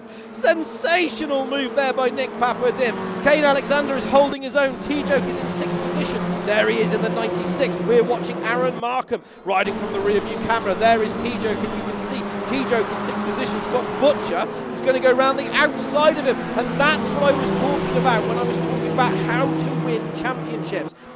T-Joke knows how to win it. They're all going to go around the outside of T-Joke. He's going to attempt to hold the position. They're all trying to mug each other. There is some absolutely huge sim twitching. There's a massive accident in the background. What's happened? Who's gone off? George has gone off. Can he recover the race? Can he get back? Has he got too much damage? Aaron Markham, Butcher's sim twitching all over the road, or has he got damage? We need to ride on board. He's either sim twitching. No, who's that? That's Poddy Flack pushing Ashbourne out wide. Has he got damage? No, it just looked like a massive sim twitch. Hogg has just nailed it into the side of the. He's just retired for the race, but he's being sensible there. So Aaron Large has a real opportunity. Luke Dale has got massive damage, but we're watching 7th and 6th position. Poddy Flack is in 6th. In 7th is 23. Stu Neal's at the back. At the moment, is he still on the board? No, he's not at the back. He's in 9th. George is right at the back, and he's got some serious damage to the front of that car, but it is what it is. So we're now rejoining the battle for 4th position. So in 5th is Aaron Markham as we ride on board with him now. Here he is, just ahead of him in 4th. That is Kane Alexander. And these two now, different machineries. One is Link, one is Chinese, one is Honda. and one is from Japan. The question is, are they going to do it? Is he going to be able to deliver this? Where is Simon Ashbourne? He's in 8th position. He's now attacking Butcher in the background as we leave that and rejoin Butcher. So he's going to go through the left-hand side. Does he get the job done? Yes, he does. Butcher's carrying a bit of damage there, and that means that Butcher has been able to climb up over the crest of the hill. Stevie Hogg is coming on, he's retired for the race, but again, he's still learning. Markham is now going to attempt to get past the driver ahead. The driver ahead is Kane Alexander in 4th position, doing a stellar job. This is around there, gives him just enough room to get past, but not too much room to let him through. Kane is going to send it up the inside. Is he going to do that? No, he isn't. Kane thinking better of it. He's thinking of his points here. Now, he's a race winner. Don't forget, in that 68, because he's a race winner, it means that, unfortunately, he's not leading the Dugdale Championship, and that's going to be really, really hard for him. But he's doing a stellar, stellar drive today. In the background, Ashbourne, there he is, he's behind Poddy Flack. He missed race 2 when he could have had that opportunity to take a race win. I think Poddy's had another, Poddy's gone defensive. Poddy's on the left side, he's now on the right side, he's in that number 11. Ashbourne's on the left side, he's in the Hyundai. Behind that is Butcher in the 23. Left hand go up over the crest of the hill. Stevie Conhog has come back out on track. I think he's repaired his car. He must have had some serious damage to that machinery, and as a result he's down there. Now Aaron Large is currently driving away with this. His biggest challenger is 3rd place man Nick Papadim. There he is in 3rd. He should get past T-Joke in 2nd. That should just be a done deal. T-Joke is just carrying so much ballast under the car. I don't think it's really going to make any difference in terms of that. That's just going to be a done deal. Now, Nick Papadim has the opportunity to wind up the motor and get this done. But the question is, how far is T-Joke going to go back? Butcher's got a slow down penalty. It is less than 10 minutes remaining of the final race of the evening. Aaron is in the lead, followed by Nick Papadim. T-Joke is now slotted up the inside, rear side of him, riding on the front view camera as we go down the main back straight, down to 5th back straight, the middle straight, whatever you want to call it, down to turn 5. Nick Papadim has really struggled at this corner through turn 5s and 6. He tends to run wide, and that allows the other drivers to look at the inside when he's done what he needs to do. Aaron Large has extended his lead just enough by 1/10 of a second. He's now over 2nd in the lead. It is 3 laps. We're looking for the metric of 6 to 7 laps, depending on the driver and the speed. But Papadim in 2 corners has taken out 2/10 of a second. So you get the feeling here that Aaron isn't going to take the race victory. I think this is one for Papadim. Markham is all the way down to 4th. Kane Alexander is in 5th. Poddy's in 6th. Ashbourne is now joining the back of this queue behind the 2 Lincoln Co's. Butcher is just kind of in 8th. Neil is in 9th. And George is in 10th. So it's all very, very tricky in terms of where they all are. So it's going to be nip and tuck, basically, in terms of what they see and what they do. Can Ashbourne, riding on board with him now in the Hyundai, he's in 7th. Can he, that's the wrong one, can he take the drive ahead? Stu Neal has now had a slow down penalty, but he's kind of in no man's land at the moment. He's in 9th. But crucially for Stu Neal, he is leading the Dugdale Trophy going into the final round of the season. And that's what's really going to be crucial. Does he go for the race victory, or does he just tick himself out of that championship? It's going to be really hard now. He's run wide. That 19 of Simon Ashbourne was run wide. That's going to cost him less than 8 minutes to go. It's really, really cost him. The question is, how much has it cost him? How much time has it cost him as he comes over the crest of the hill? And you can see there from the number 7 car now, Nick Papadim is right at the... Yeah, I thought that was going to be a done deal. I don't think Aaron's going to be able to hold on to this, really. I think Aaron's just let it go. Yeah, he's going to try and fight this, but I think this is more of a done deal, to be honest. Papadim is just on it. He's just on it at the moment, so that was pretty much a done deal from the previous lap on lap 3. I thought Aaron could hold on a little bit longer. Aaron's in 2nd place. He's in that DHL bright yellow car. He's coming back at him as we ride on board with him now, but I don't think he's really going to be able to do anything. I think this is one of those done deal positions. He just needs to hold off the position just long enough to do it. Through turns 5 and 6 we go. And there goes, he's gone off. He's gone off. be the weight. It's the weight. He's outbraked himself. T-Joke has outbraked himself. He's managed to rejoin, and that's put Kane Alexander into third. So the battle of the podium, last of the podium places, is now right on it. Aaron Markham is now in third, and right behind that is Poddy Flack in the number 11. It's 3 wide. That's just not going to work. Going through that corner, Poddy's going to slightly mow himself going out, and that's going to allow Ashbourne to come through. Poddy taking an opportunistic move, as unopportunistic himself. Where does he hold on to? He stays in 5th. So Poddy had an opportunity to take the last of the podium places. It's now all the way down in 5th. And look who is lurking in the background.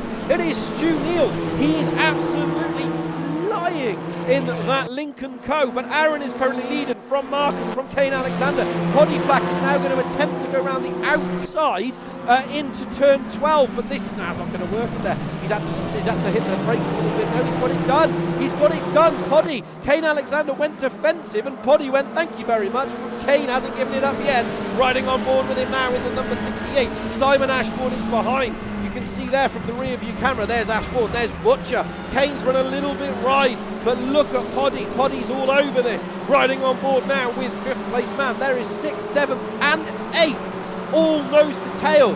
There is Simon Ashbourne, T-Joke and Butcher. Butcher should get this job done. There is the Hyundai. There is the Seat. This is 6th, that is 7th, and there's Butcher. He's just poking his eyes out. He's saying, I'm coming for you. As he goes down the gearbox, 5th, 4th, 3rd, holds it nice and tidy. Can he get it job done? Can he get it through the corner? No, he doesn't. No, he doesn't. So T-Joke closes the door shut. Nice and close. Through the right-hander into turn 3 we go. Has he done it again? No, he hasn't. But riding from the rear view camera now of T-Joke in 7th position. Butcher in that 23 should get this done. He should now have a lovely turn. When does he step out? Does he go for the old Chicharoo? He's going to go right. That's the wrong way to go. He should have gone left. T-Joke using all of his experience there. Going into turn 5 and 6. Can he get it done? There's a little bit of a contact between the two drivers. Keeps it nice and tidy. I think T-Joke's having a sim twitch all over again. Through the left side we go. Keeps it nice and tidy, and he gets the job done. So up into 7th position, Butcher goes. Now he's recovering from that early incident, but look at Neil. Neil has been absolutely hammering that Lincoln Co. From that early incident. T-Joke's gone wide. That should now, he should just profiteer from that, really. He should be able to get this done. T-Joke's going to have to slow down, and Neil will just nip past him and take that position. And he's so fast, it's 2 laps to go, including, no, it'll be 3 laps, I think. No, it's 2 laps to go. It'll be 7. So he could still make a great recovery here. The rest of the field is now kind of all stuck together in terms of where they are. This should be a done deal. Neil is carrying a lot less ballast. He should just be able to drive. He's not really committing himself. He's not, I don't know. Maybe he's a bit scared. Maybe he outbrakes himself. Maybe something went on. I'm not too sure. As he climbs up now to the top of the hill. Kane Alexander now hasn't given up the fight on Markham. So Markham, there he is. He's going to go up the inside. A bit audacious move there from Kane Alexander. But now he should be able to nip back into the slipstream. Kane is faster at that section of the race. He needs to line Aaron up, who is the driver ahead of him, as we ride from the review camera now, a 4th place man. The man behind is faster than this man that we're riding on board with. 5th is faster than 4th, but Kane needs to line him up for 12, 13, 14. He needs a better drive out of 14 to get him on the straight. The problem that Kane now has is that he's defending from the man behind. There he is. There is Simon Ashbourne. As we go down now into turn 3, Ashbourne is going to be all over his rear end. The question is he going to be able to get the job done? Neil is up to 8th, and he's fast approaching Butcher as well. There he is. So Neil, Aaron has had a slowdown penalty. He's kind of in no man's land, Aaron is, and so is Poddy. Ashbourne now has the opportunity to go past Kane. Kane is going to go one defensive move. He'll leave him just enough room, and it's going to be the last of the late breakers. There's going to be a little bit of a love tap between both of them, but that should be the job done. Yeah, Ashbourne's got the job done. That's right on the wall job done, really. I don't think Kane's going to be able to come back from that position, but he's doing a stellar job in 6th position. Right behind him now is Butcher. Butcher is the next target on the road. There he is in the 23. He's carrying ballast, and Neil is having a great recovery drive all the way at the back in 8th. Now his nearest championship rival contender is in 5th, and that's really going to hurt him. Through the right-hand side we go. Now, can Butcher catch Kane? I don't think he will. I think the game's out of Twitch, which is why it's showing all that damage, but I don't think the cars are really that damaged. Let's have Ride on board now. There it is. His wheel's a bit wonky. The wheels are all pointing in the right direction, but they're all a bit wobbly. So Butcher should get Kane, I'd probably say, coming out of 2014 on the next lap. It's only this lap and 1 to go, 1.5 laps. Aaron is holding on to 3rd. Kane has gone defensive, and that's going to put him right on the rear tail now of Ashbourne. Ashbourne is now on the rear end of Markham, so Markham now is having to defend. So Markham is now going to be punching the hole for the rest of the cars going through this straight, and that's really going to be a problem. So there he is in 4th position. At the front of your screen is Aaron, Honda versus Hyundai versus Link versus Audi, and that Audi just doesn't have the drive. But look at that Hyundai of Simon. Is going to have a much better drive. And look at Stu Neal in the background. He's lurking. He's saying, I'm coming for you. Can Ashbourne get this done into turn 1? Can he get it stopped in time? Just enough. Sensational there. That's how you do it. That's how you get the job done. You line them up coming out of 12, 13 and 14. And as you get the drive out of 14, you get the job done. Somebody dives at the inside. That's Kane Alexander. Kane Alexander has gone, I'm coming, Aaron, and he's dived up the inside. Markham and Butcher is now going to stick to the behind the number 18 of Markham. He's on the left side, which will be your right side, because that's the inside line. Oh, there's contact! There's contact between the two drivers! How many drivers get contact? I can't believe it, Stu Neal! Stu Neal has profited from all of that! Butcher and Aaron have made contact. I cannot believe it! Going into that final corner, and as a result, Markham has disappeared off into the distance as Stu Neal is in 6th position, so he's absolutely gained. He should get Kane Alexander done to the line, to be perfectly honest. So Stu Neal, who started at the back of the grid, will finish, in my prediction, right behind Kane Alexander. He's had a sensational recovery drive in race 3. Absolutely sensational, going through the right-hand side. And the question is, can he deliver anything from here? Can he do this? He just needs to take it. Simon's had a slowdown penalty. So has Kane. So Stu Neal here could possibly take 4th position in that final race. Can he do it for the final race? We're in the final race. Going now down the long straight down to turn, I forgot what corner this is. This is 12. This is where Neal has to do it. This is where Neal has to set him up. Well, he would, and he's done it. Neal has done it. Neal has gone past Kane Alexander because he had to have the slowdown penalty. So Neal has done a sensational recovery drive all the way up to 5th. And look who is right and ahead of him. It is his nearest championship rival. So Stu Neal now, Nick Papadim is 1, Aaron Large is 2nd, Poddy is 3rd, Ashbourne is 4th. That's how it will finish. Provisional, don't forget. Neal should cross the line in 5th, and he'll extend his lead at the top. No, he shouldn't extend it. He's going to be winning it. They're all avoiding the cars on the fern. T-Joke is in 6th.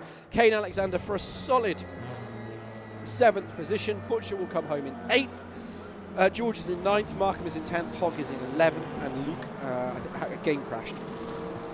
We'll need to look at that error message in a moment. Right, so that's how it stacks up. I'm waiting for the board, so we've got to wait for Luke to finish. George has finished in 9th, solid result for him. His nearest championship rival is in 6th. They will be very happy because they will have lost a chunk of ballast going into the final round. So I suspect they will have taken I suspect one of those two will take the race, will take the championship. I think Aaron's out of it now. I think it's between the two crazy drivers going into the final round of the season. and that's how it stacks up. We're still waiting for the board because we have to wait for Luke to do all his little things, and after Luke has done his, we will go across to the drivers and have a little chat, as we always do. So there you go, confirmation of the final results. Nick Papadim takes a 2:17.367. That's the fastest lap. Large is second, Flack is third, Neil is fourth. Sensational. What happened to Ashbourne? Ashbourne's had a penalty applied on the last corner. So Neil finishes fourth, T-Joke is fifth, Alexander is sixth, Butcher is seventh, George is eighth, Markham is ninth, Hogg is 10th, Ashbourne is 11th. He's had a 122nd penalty applied. That's going to be very interesting in terms of what happened there. Because we saw that he had a slow down penalty on the last couple of corners, but I didn't see him take it. Now let's go across to the comms. We're going to hook up the driver interviews. Well, hopefully we can be able to get into this this time out. So that's going to be really, really interesting. I just need to mute the game. There we go. Simon, can you hear me? He's on mute at the moment. You might not be able to hear me. I can hear you. Sorry, I just can't. I can't talk with it on mute, can I? No.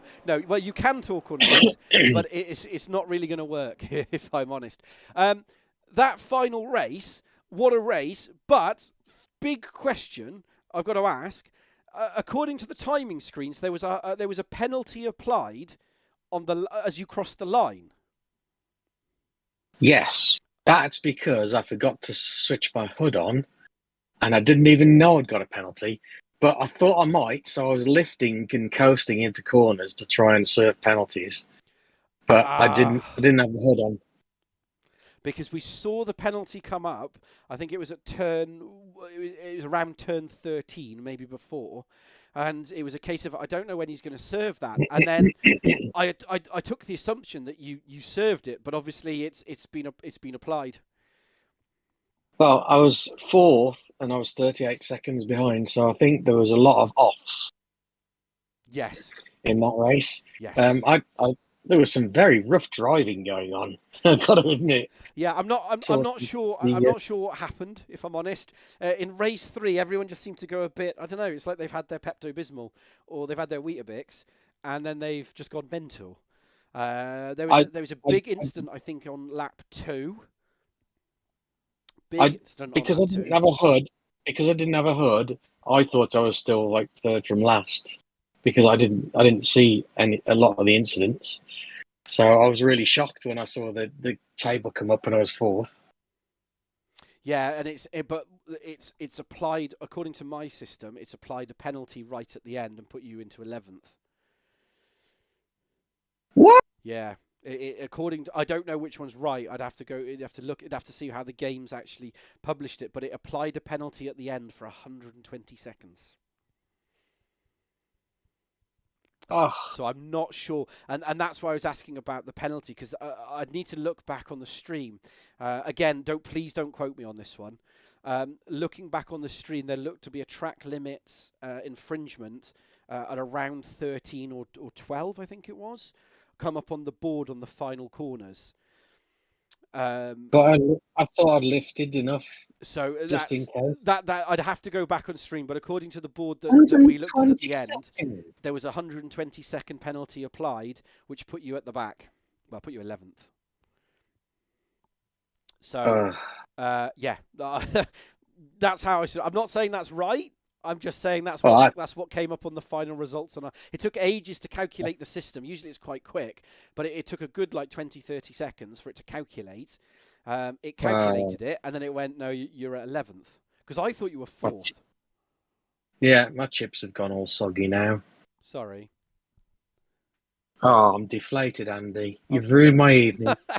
Oh, well, that's what I'm there for. That's it's my own fault for not having crew chief on. I was absolutely gutted when I stopped. But I couldn't stop to put crew chief on. I just kind of winged it. But 120 seconds. Yeah, what did I do? I'm not sure how RaceRoom applies its jump penalties. out of the pit buildings. Yeah. I mean, it's quite hard. I mean, that's a harsh penalty. Even I admit that's a harsh penalty, but that's a game penalty. That's just how it's whatever's put in the background of in the game. But yeah, Oh, I'd wow. need to go back on stream after and have a look at that. I was But, being really cautious with the track limits, knowing that I wouldn't be able to see any penalties come up. Can't believe it's done that. yeah, so That's, you'd have to go back on stream, have a look at when the board yeah. come up, and then go from there and see which corner it was. Well, I don't know. I certainly didn't gain 120 seconds. That No, would I have mean, mean I had to get 2 free laps. I mean, 2 minutes 17. I mean, that's quite a lot. But yeah, that's what was applied. So that's what we saw right at the end, which is why it was my Oh, first question. I'm very sorry to deflate your evening, if I'm perfectly honest there. But yeah, that's what came up right at the end was 100. It was 120 seconds. So. Well, that'll teach me to use Crew Chief and make sure it's running before I go. It's because I had to restart the computer and I had to restart all the software. And it makes sense. Oh, So yeah, gutted. I'm sorry about that. And the other thing is, I think it's going to make it interesting going into the final round though between you and Stu for the Dugdale Trophy. Of all honesty, I think that's going to be that's going to be a really good battle between you two. So does that mean I don't get credit for all the overtakes in the Dugdale then because it drops me down to 11th? I would have to ask the guy doing the tables. I don't think so, no. Because effectively it's to do on the finishing position, and the finishing position was a penalty. Would be the question I'd be asking. Okay. I mean, to be honest, I think this is the first instance that we've ever had to do this. So that's probably not a good thing to be the first, if I'm honest. No. I've never had this situation. This is kind of a unique situation because usually what happens is that it comes up as a disqualification because it's not served and there's usually another lap to go. I don't think in all the 3 seasons, I mean, I could be wrong, but I don't remember ever having a penalty of 120 seconds applied literally as someone crosses the line. It's a technical failure. I didn't start Crew Chief. I had no HUD. I had no idea what position I was in. I had no idea about penalties. I didn't even get any starting lights, so I didn't start with everybody else. They all drove past me. But so you got to nightmare. You've got to take the positives from that. Is that it sets you up for a great position into a great position into what's it called? This will probably be my drop week then. Well, this will end up being my drop week because I missed the second race as well. It's all to play for. I really don't think this is over. I'd have to wait for the tables to be looked at, but I don't think this is over. And Donington is one of those unique tracks that I find that I love Donington. It's a track I absolutely love. I'd make no excuses of that. I love that track, like I love Portugal. I love those tracks. But if you can go well, there's not a lot of overtaking opportunities, and because it's a classic track, if you can master it, you can drive away from people there. So I've got faith. I have faith. It's got a good flow to it. Exactly. It's got a good flow. We'll see. And I've seen and historically, when you've had a bad week, you often come back and have a great week. So I've got faith. George Michael faith. I like that one the best. Please don't report me for that. Well, but I'll let you into a little secret. You don't like Donington? No, it's my 50th birthday on Tuesday, so you better give me a nice birthday present and let me win. So what you're saying is we should give you 150% power on the engine. We're not going to do that, by the way. If anyone's watching this and he wins, that's not why he won. No. To be honest, but no, what a race! What a fantastic race, and really, for what the bits that you were there, really good. And yeah, I've got hopes for you for Donington and the Dugdale Trophy, because effectively with Craig Deeks on holiday this week, and I think he's back next week, it's basically a straight fight for first between you and Stu now. There is nobody else that can take that trophy. It's a straight fight. Stu's a fierce competitor and he's quick in that link.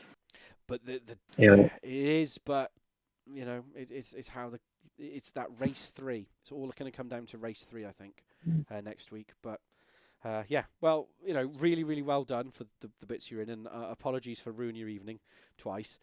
And yeah, sorry. Can you try and think of some good news to give me next week, Andy? Season 4 is coming soon, which will be really good. That's going to be exciting. Well, put it this way: you will get. I'm pretty sure, failing any nasty stuff, you will get. You'll get second in the championship, and there is a prize for second. There's a prize for first, second, and third in both championships. Oh, in the I'm not going to win the second in the main championship. I might get second in the Dugdale. Yes. Yeah. Yes, but look at that. That's some free stuff. Okay. Bad, is it? That's some free stuff. There's a positive for you. Ending on a positive. I can buy the trucks with that.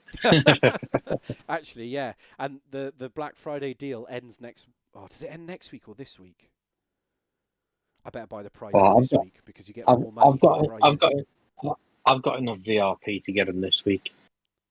Well, Someone was saying I'm not going to give you the points this week, but I might buy them next week because if I buy them this week, you get more for the money because it's based on the value of those VRP points, so I get more for the money. Anyway, I'm distracting away from this now. We've completely gone off subject. Just a bit. I'm just going to quickly go across to. I'm going to go across to Russ. I don't know if Russ is still there. Can you hear me, Russ? I'm still here, mate. I'm a bit dejected after that one. So the first thing I want to pick up. So there were two big, from what I saw, or we saw on stream, two big talking points is the way I want to describe them. So the first one was at the end of the race with Aaron. Yeah. So was that late braking, or was that was it sim twitching? I was trying to help him out, and I've made it 10 times worse than if I'd have just kept my nose out of it. Really, I was trying to give him a little push down the straight to keep his place in front of Kane, and then as I've pulled away to go and take my line to brake, he's already hit the brakes, and I've whacked the back of him. I've apologised to him, but it don't make me feel any better because he was on to finish ahead of Shaw's and T. Joki, we was fighting in the championship, and I've just gone and ruined it for him. So yeah, I'm not happy after that one. I made a right mistake there, shall we say? Yeah, because to be fair, that was quite we've talked on great length over the season, and we've talked at great things, and it's quite the braking points are so fine in terms of the driver ahead and the driver behind. That I didn't account for the amount of ballast he had on it either. So he was obviously going to brake earlier than I was, and I've just got it completely wrong. And I've held my hands up to him and said sorry, but it really don't make up for it, really. So that one's going to be thrown in for review, and whatever happens out of that, happens out of that. Well, I'm not happy with that one. I mean, that's the thing at the end of the day is I know that we've kind of progressed from the racing, so now we're going to go into got to make a timestamp here. That's the thing when we talk about incidents, because obviously that was the big talking topic from the last 2 to 3 weeks. It's one of those things, isn't it? Is that we all make mistakes, and sometimes you go, I messed up. I'm just going to take my punishment. That's it. I mean, I made a complete error. Like I say, I was trying to help him out and keep him in his place ahead of Kane. And realistically, I should have just stayed out of it. I was trying to give him a little bump draft and keep him in front down the straight, and then pull away as he hit the brakes. And I've just got it completely wrong. So I hold my hands up there and just apologise. But it's not going to make it any better.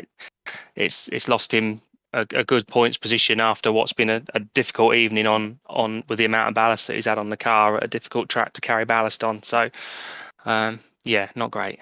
At least I'm light for Donington, baby. So you feel really bad, but I do. Aaron's really happy because he's lost a load of weight, and he's like, well, I hope he does. I kind of hope he's ballast free and he goes and wins all 3 races, if I'm honest. And if I can help him do it, I will. But I'm still not happy with that. I'm going to send him a box of pies. Look, boy, honestly, the intention of Russ was not to do that. And like you said, Andrew, people make mistakes, and it was one of those things. It's unlucky. I was a bit annoyed, but like sitting back and looking at it and assessing it, it's just unfortunate. Russ hasn't gone, well, Aaron's a bit ahead of me, I'll take him out. That's not what he's done at all. So I can't really be too angry. It's just a shame it's happened. Really. No, I'm not honest because I know I what have you're to like say, and I know how you race. So I can't. when, I'm not taking it personal at all. when, It's just one of those things, bud, and move on from it. I still love you. it is Thanks, mate. it is Love one you of too. those things. It is one of those things you have to account for the different cars. Because when I was behind Aaron in the Honda, I was having to be really, really careful not to shunt him because he was having to brake a lot earlier than me at Yeah. certain points. And it was just, Yeah, I was just having to be that's what's really, caught me really out. wary. Yeah, You know, really so wary. I had a few laps behind him. That was pretty much my first lap behind him. The lap before that, I was behind Kane, and then Kane overtook him. And then I wanted to try and help Aaron keep the place. I knew how much weight he had on board, and that. And yeah, I've just got it completely wrong. So That's all right. We move on, boys. We move on. Don't worry about it. Please, please, please don't be upset about it. I mean, you think about it, it's one of those things that at the end of the day, you know, when we looked at all the chat from last week and all the stuff in there, I think it's one of those things. At the end of the day, we're out. You know, it's holding your hands up. You know, at the end of the day, it's a computer game and nobody died. Well, I hope nobody died, and mistakes happen, but when they're not intentional. And they just happen. You kind of hold your hands up and you go, I'll take my penalty if one's issued. I'm just saying that. And I'm not saying you will get one. I'm just observing from where I am in the box. But you kind of go, yeah, fair enough. And you move on. You know, it's one of those things.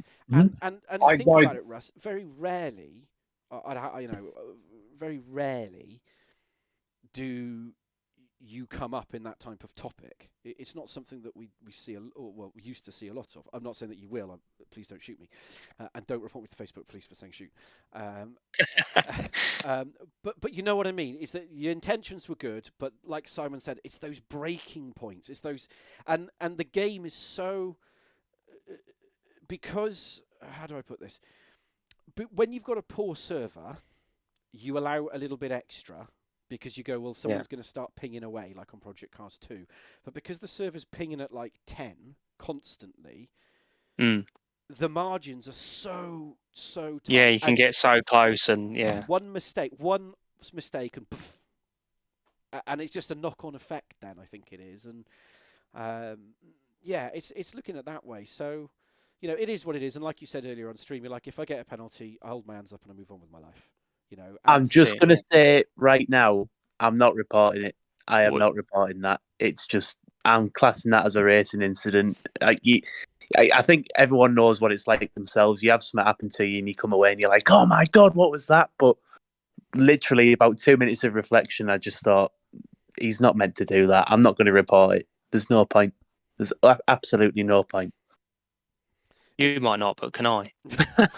Well, you know what the rules are now, though, don't you? You can report it if you think it's an incident, but you'll end up with your own penalty. So,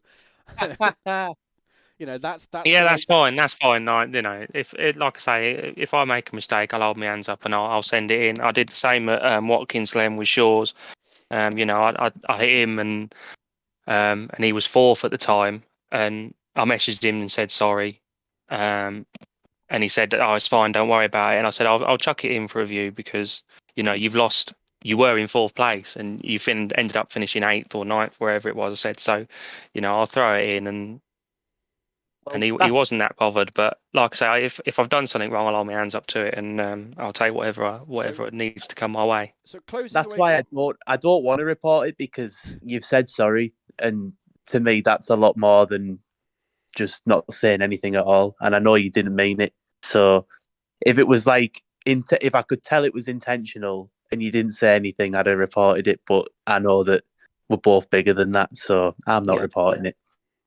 Do you know what? A lot of love on the stream tonight. There is. There's a lot of love tonight. And then just moving away from that one, there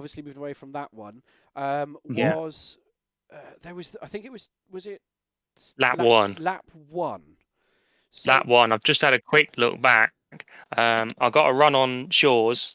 Took Shaw's at the fast right-hander after the long right-hander on the way down to 12. Is it 12 or 13? Can't quite remember. I think it's 12. It'll be 13. It comes out of 12 and you kind of go through a little left kink and then you go right to 13, 14 and then up over the hill basically. and I think it was into 13. Yeah, I was just minding my own business really, and I think it's all happened, gone off behind. Obviously, because I've got to run on Shaw's. I think Shaw's has been a bit slow, and then Poddy and Stu have both gone to try and take him. One's gone one side, one's gone the other. I think Stu's got it on the grass on the back end, lost the back end under braking, hit Shaw's, who's then hit Poddy, who's then, Stu's hit the back of Shaw's, then he's hit the side of Poddy. Poddy's then thumped the side of my car. Shaw's has gone off one way, Stu Neal's gone off the other. Poddy somehow has come out of it and took 2 places. I don't quite know how that's happened. And then Simon came flying past, and all hell broke loose after that. I wouldn't talk too much about that because I have just disappointed Simon greatly at the start of the chat. Oh well, what's up, Simon? I died a little inside. I've got 120-second penalty applied. So for what? I need to go back on stream because I'm still live. I can't go back and watch it. So on the final lap, I think it was going into turn 13 or before that, I had it flash up on the board that he had a slow down penalty. Came up on the board. Okay. And then, what? He's crossed the line and not served it. Before any of you go any further, I know exactly where the drive-through came up because I started celebrating in my car as Simon was behind me. And it was the second to last corner, the flat left. It said S. Ashbourne drive-through penalty. And I was very surprised to see Simon blast past me on the straight. I thought, that's interesting. Yeah, that's because I didn't have a hood. The entire race, I had no hood. Oh because my God. I forgot to switch it on, so I didn't know I'd got any penalties at all. Oh, but man. whenever I thought I'd gone a little bit wide, I was trying to lift into the next corner to try and serve any penalty. But clearly, I got it very, very wrong if I got a drive through. So there we go. It's not 2 minutes. It's not 2 minutes to do a drive through. That's dear me. It added 2 minutes to his race time. If we watched it, it said 4th, and then it went, no, you're 11th. It put him at 11th at 120 seconds. It gave him as the penalty. Wow! And that's not the server setting. I think that must be a default setting. Default game setting. Yeah, that's something within the game itself. And he had a It's stonking drive. It's because I've had a load of slowdowns and not known about them and not served them. Oh, you're joking. Repeated offences. I forgot do you know what? That makes you feeling worse now because Aaron would have finished a place higher than he was already. It's just don't rub it in. It's just getting worse. Yeah, I'm just going to turn off now and go and cry in the corner or something. But I mean, talking about obviously, that was exciting. I mean, race 2, obviously Simon wasn't in it and Butcher was watching it. But Aaron, I don't know if you saw much of race 2, but it was intense. It was like, how do I describe it? Was it Suzuka? Where did we go before? Yeah, Suzuka. And that was that the one that was really intense, where everyone came out Suzuka was mad. Yeah, race 2 is a repeat of that. Literally. Yeah, I could see it as soon as I got past Kane. By the way, GG Kane, I battled with him all night, and he was a nightmare to get past because of ballast. As soon as I got past Kane, I was slowly catching Stevie Hogg, and I knew I was in no position to be catching him. And all I could see in front of me was an absolute, truly train from 1st to 5th. It was absolutely mad.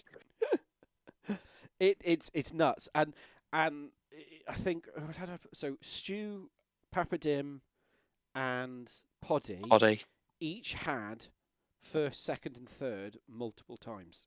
Wow! Like it was mad. It was unbelievably mad. Any 3 of them could win it. And then Stu Neal and Poddy, I think, had a little bit of a coming together in turn 3.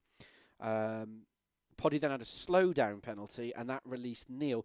Neal was the fastest driver in race 1 and race 2. And I think he was the fastest in race 3, but I'd have to check that. He was rapid tonight. Stu's been on it since we did the practice session last week. Stu has been rapid. Absolutely rapid. The only person I think I've seen get into a 2:17 lap, He's- apart from Poddy tonight. He seems to have stepped it up as a driver. And I don't mean that disrespectful to Stu at all, but he seems to have taken that leap.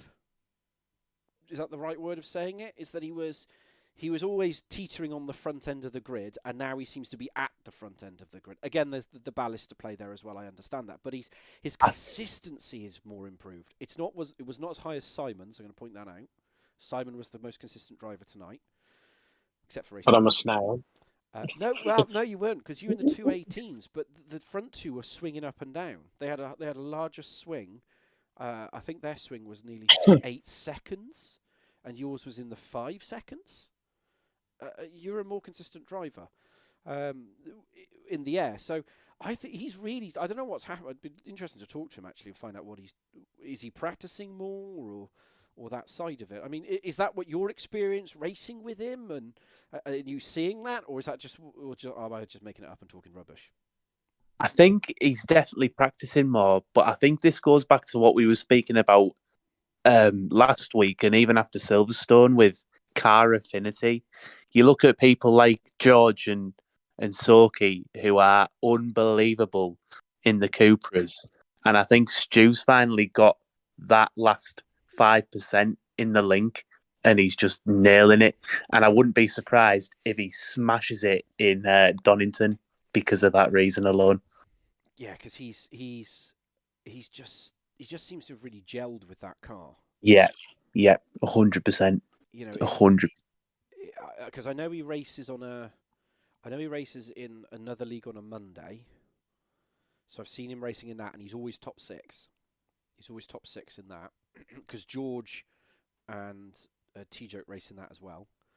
Yeah. So he's always top 6. So I think you're right there. I think it's going to see that step change, that next change up. And I presume that's a question to all of you, actually, in terms of the cars. And I know I approach on this, is that looking to next season with season 4, are you going to stick with the same car because you think I need to just keep going, or do you just go, I'll just try something else? I think you know the answer to that from me, Andy. I'm going to ditch the Elantra and go get something else. Definitely. Are you going to go back to the Audi? That's the question. You were rapid in that Audi. Yeah, I don't know. Let's see. I did enjoy the Audi, but now I've discovered the joys of brake balance. I really should have a play around with some cars and see what I can manage. Yeah, to be fair, that was the pinnacle moment last at Silverstone. Hit the brake balance. Oh, I go faster. It's only taken me 3 or 4 seasons. Well, you've signed up for season 4, so that's really good news. You can get on that. What about yourself, Aaron and Russ? Are you sticking with a Honda for Aaron and obviously Russ yourself in the air? Because you seem to love that Audi, Russ. Just obviously skipping. I do like the Audi. I was going to change next season and go with the Astra, but Stevie's gone and taken the lovely livery that I like. So well, you can always have a word with Stevie. Stevie's a great guy. So no, it's all right. It's not a problem. But then you've the got a teammate. possibility is I might carry on. I might carry on in the Audi again and run a whole season running in cockpit view, because tonight was my first competitive racing in cockpit view, which doesn't exclude what happened at the end of race 3, because that's still my mistake. But yeah, it's the first time that I've done competitive racing from the cockpit view. And were you using bonnet cam before then? I always race bonnet. Yeah, I've always raced hood cam rather than anything else. And I practiced with Simon the other night. Simon probably doesn't know that, but I practiced with Simon the other night in cockpit view, and I did it again last night with Dougie and Poddy. And tonight was the first time I've raced in cockpit view with other quick people around me for the whole race. Normally, if I tried to do it, I'd jump out of it and go straight on back onto hood if I thought I was getting overwhelmed. But tonight, I stayed in cockpit view, and So that is probably going to be what I'm going to do next season. Is just continue to practice that. I'll probably stay in the Audi just for familiarity, and then the season after that we'll look to change and do something else. Because I know when Poddy changed to cockpit view, he struggled for a little while. I think it was in season 2, and he ended up in quite a few silly incidents. I'm not saying that that's the reason. I'm moving. No, that's not the reason. That's not the reason. I'm moving away from that.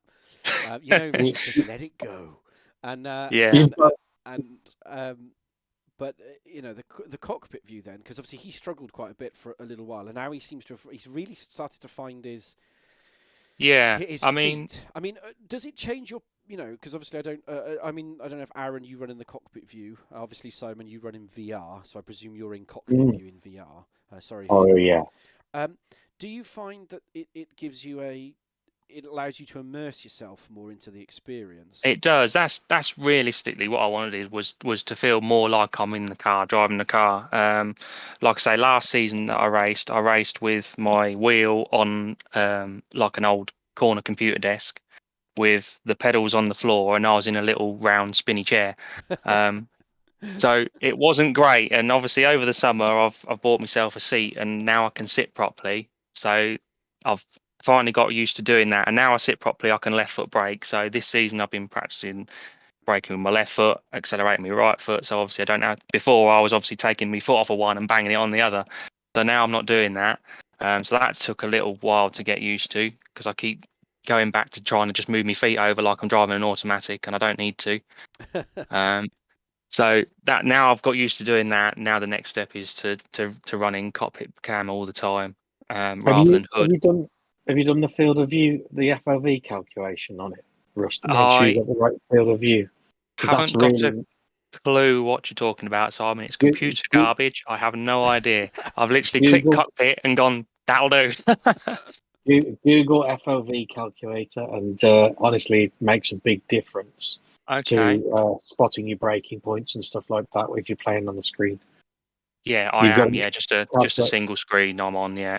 Yeah, because you calculate the distance from your eye to the screen, and there'll be lots of things online about the ideal field of view for you. Okay, cool. It will make a big difference. I will have to Google that, and Mr. Google will have to tell me how to change it in the game as well. So we'll have a go. I mean, for yourself, obviously, Aaron, do you race in cockpit view, or do you find that's something that you want to do, or are you bonnet all the way? That sounds so wrong. I have a fairly small monitor. I only have a 32-inch monitor, so all right. Well, it's even smaller actually. I think it's 28. So it's got a fantastic refresh rate and it runs brilliant frames, but it's not particularly big. So I run bonnet view. I have configured the cockpit view to be more realistic because it's on a table that's quite high up. So the way I've set it up, like I've totally changed all the FOV, so it's much better.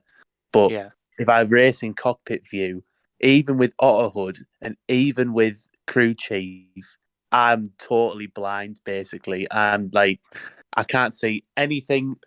I can't even see the passenger chair, and I'm completely blocked by the pillar that supports the door. So I race in bonnet view. Do you ever think you'll go across, if you get more screens and stuff? Do you think you'd ever go across to into cockpit view? Is that something you think you'd do, or would you use something like Poddy? Because actually, that's how Poddy. I know I go back to Poddy, but he seems to go on a crazy upgrade streak constantly. He is at the minute, isn't he? Yeah, and I tell him this, and he's like, yeah, it's fine. And then next week he's bought something new, and it's like he loves it.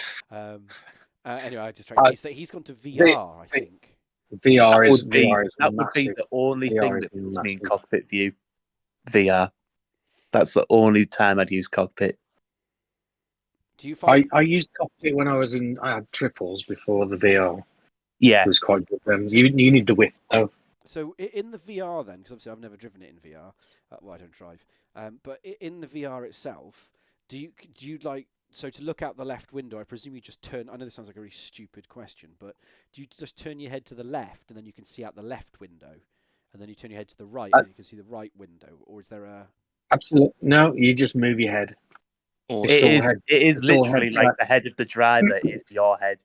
So Yeah. wherever you are looking, that is where it looks. It is. What It is amazing. What they need Genuinely is amazing. the John Cleland middle finger, so that I can go. He's going for first. Yeah. That's what we need.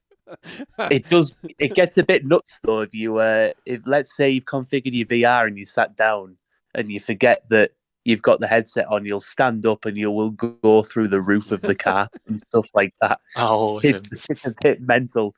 You can get if the screen isn't resoluted properly as well, you can get horrendous motion sickness because your brain knows. Yeah. So what I found, I lent my friends for the PlayStation, and it was fantastic. But I could see red, green, and blue pixels a little bit, so my brain knew it wasn't reality. And after about half an hour, it was going, "No, this isn't right.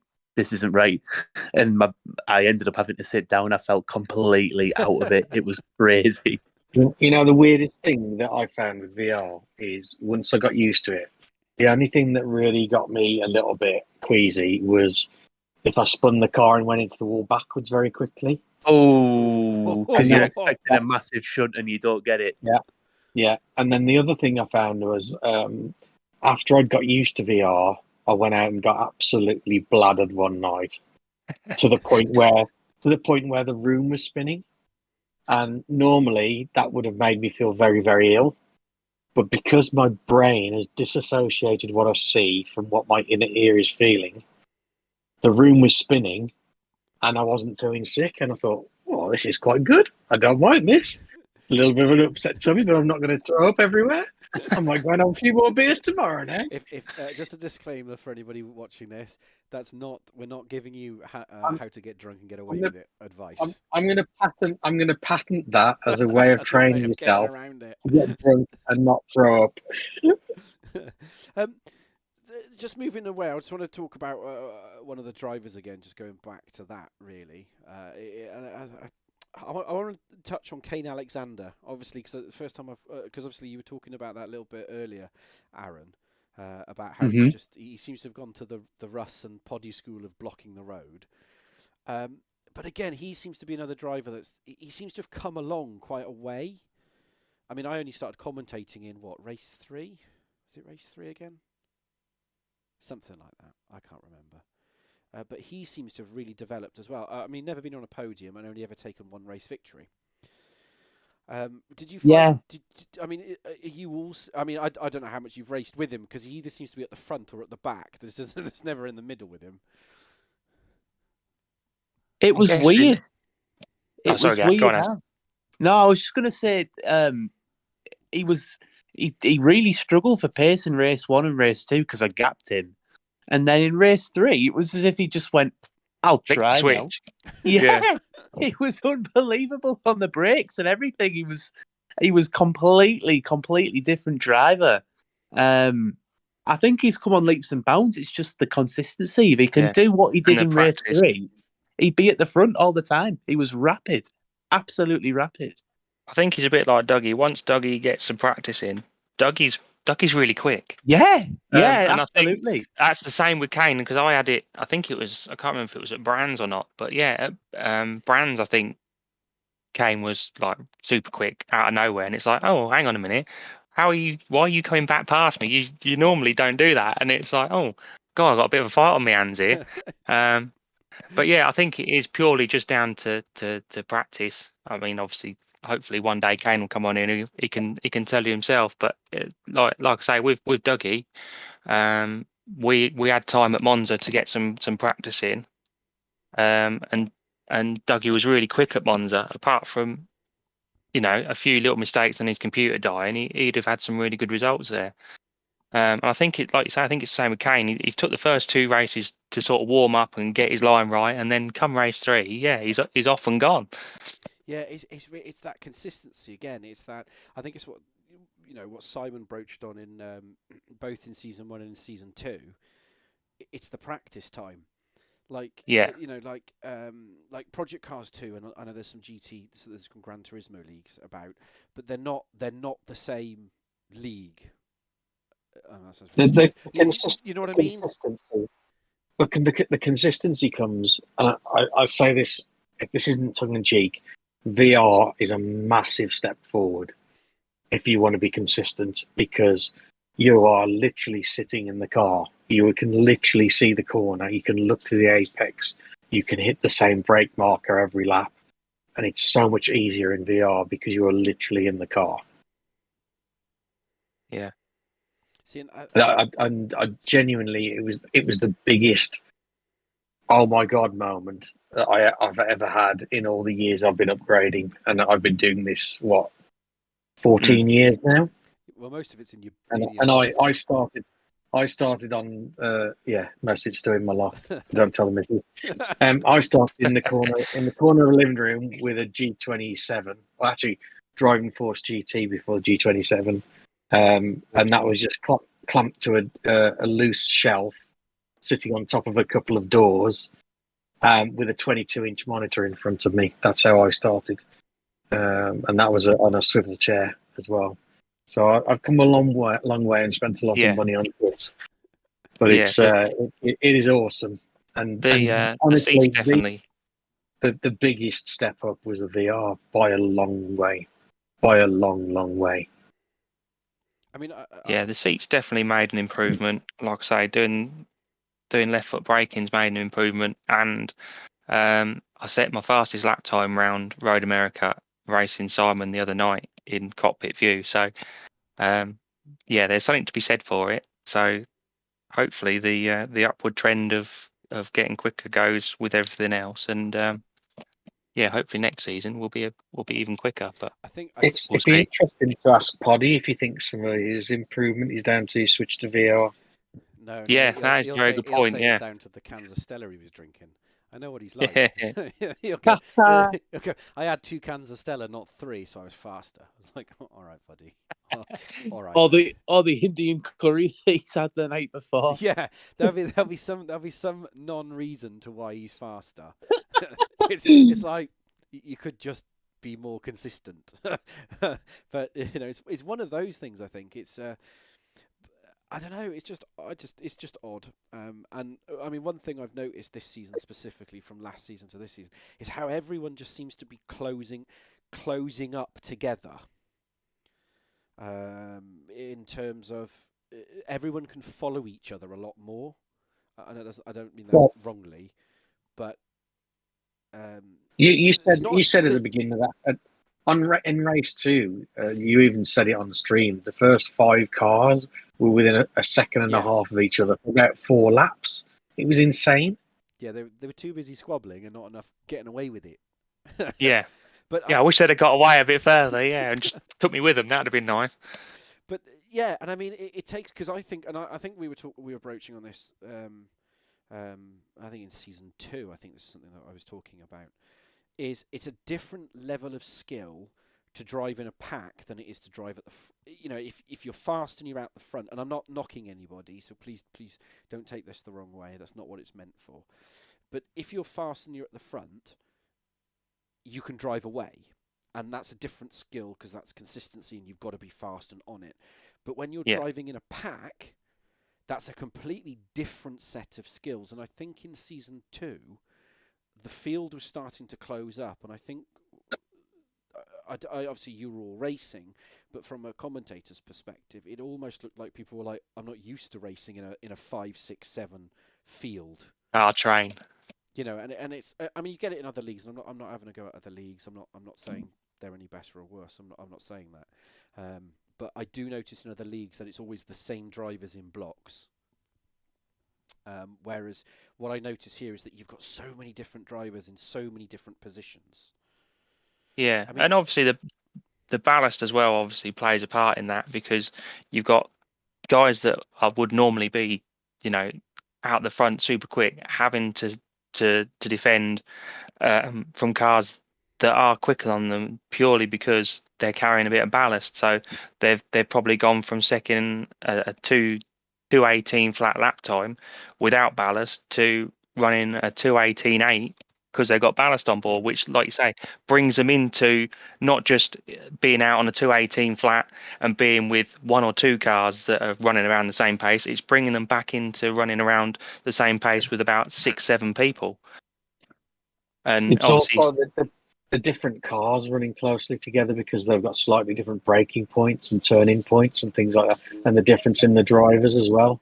They're all factors that add up to make it difficult to run closely together. But I think as the seasons progress and you've got the same drivers nose to tail, season to season, we're starting to see a lot more consistency because people understand more about what they've got to look out for and allow for with other drivers. But I also think it makes it more exciting because you can attack and defend in different areas. So it's not just, the same disappearing. It's, I can attack there. And even in the same cars, people drive differently. And I know that's one of the most stupidest things I've probably ever said. Probably not, but it probably is up there. But, I think it makes it really, really exciting from a perspective point of view. I mean, I know we broached on it before, but that's really got to add do you actually find it that exciting? Is this one of these things when you go, oh, that was brilliant, or like from Suzuka, you go, I never want to do that again. That was bad. Yeah, kind of. I mean, like you say, people are better at certain things. Some people are really good at keeping the pace up. Like Simon's really good at keeping the tyres longer than anybody else. So he comes to the end of the race and everyone else is scrabbling around for grip. Simon's still got loads of grip. So people are different, are good at different things. Some people are really good on the brakes. Some people are good at keeping the speed up through the corner.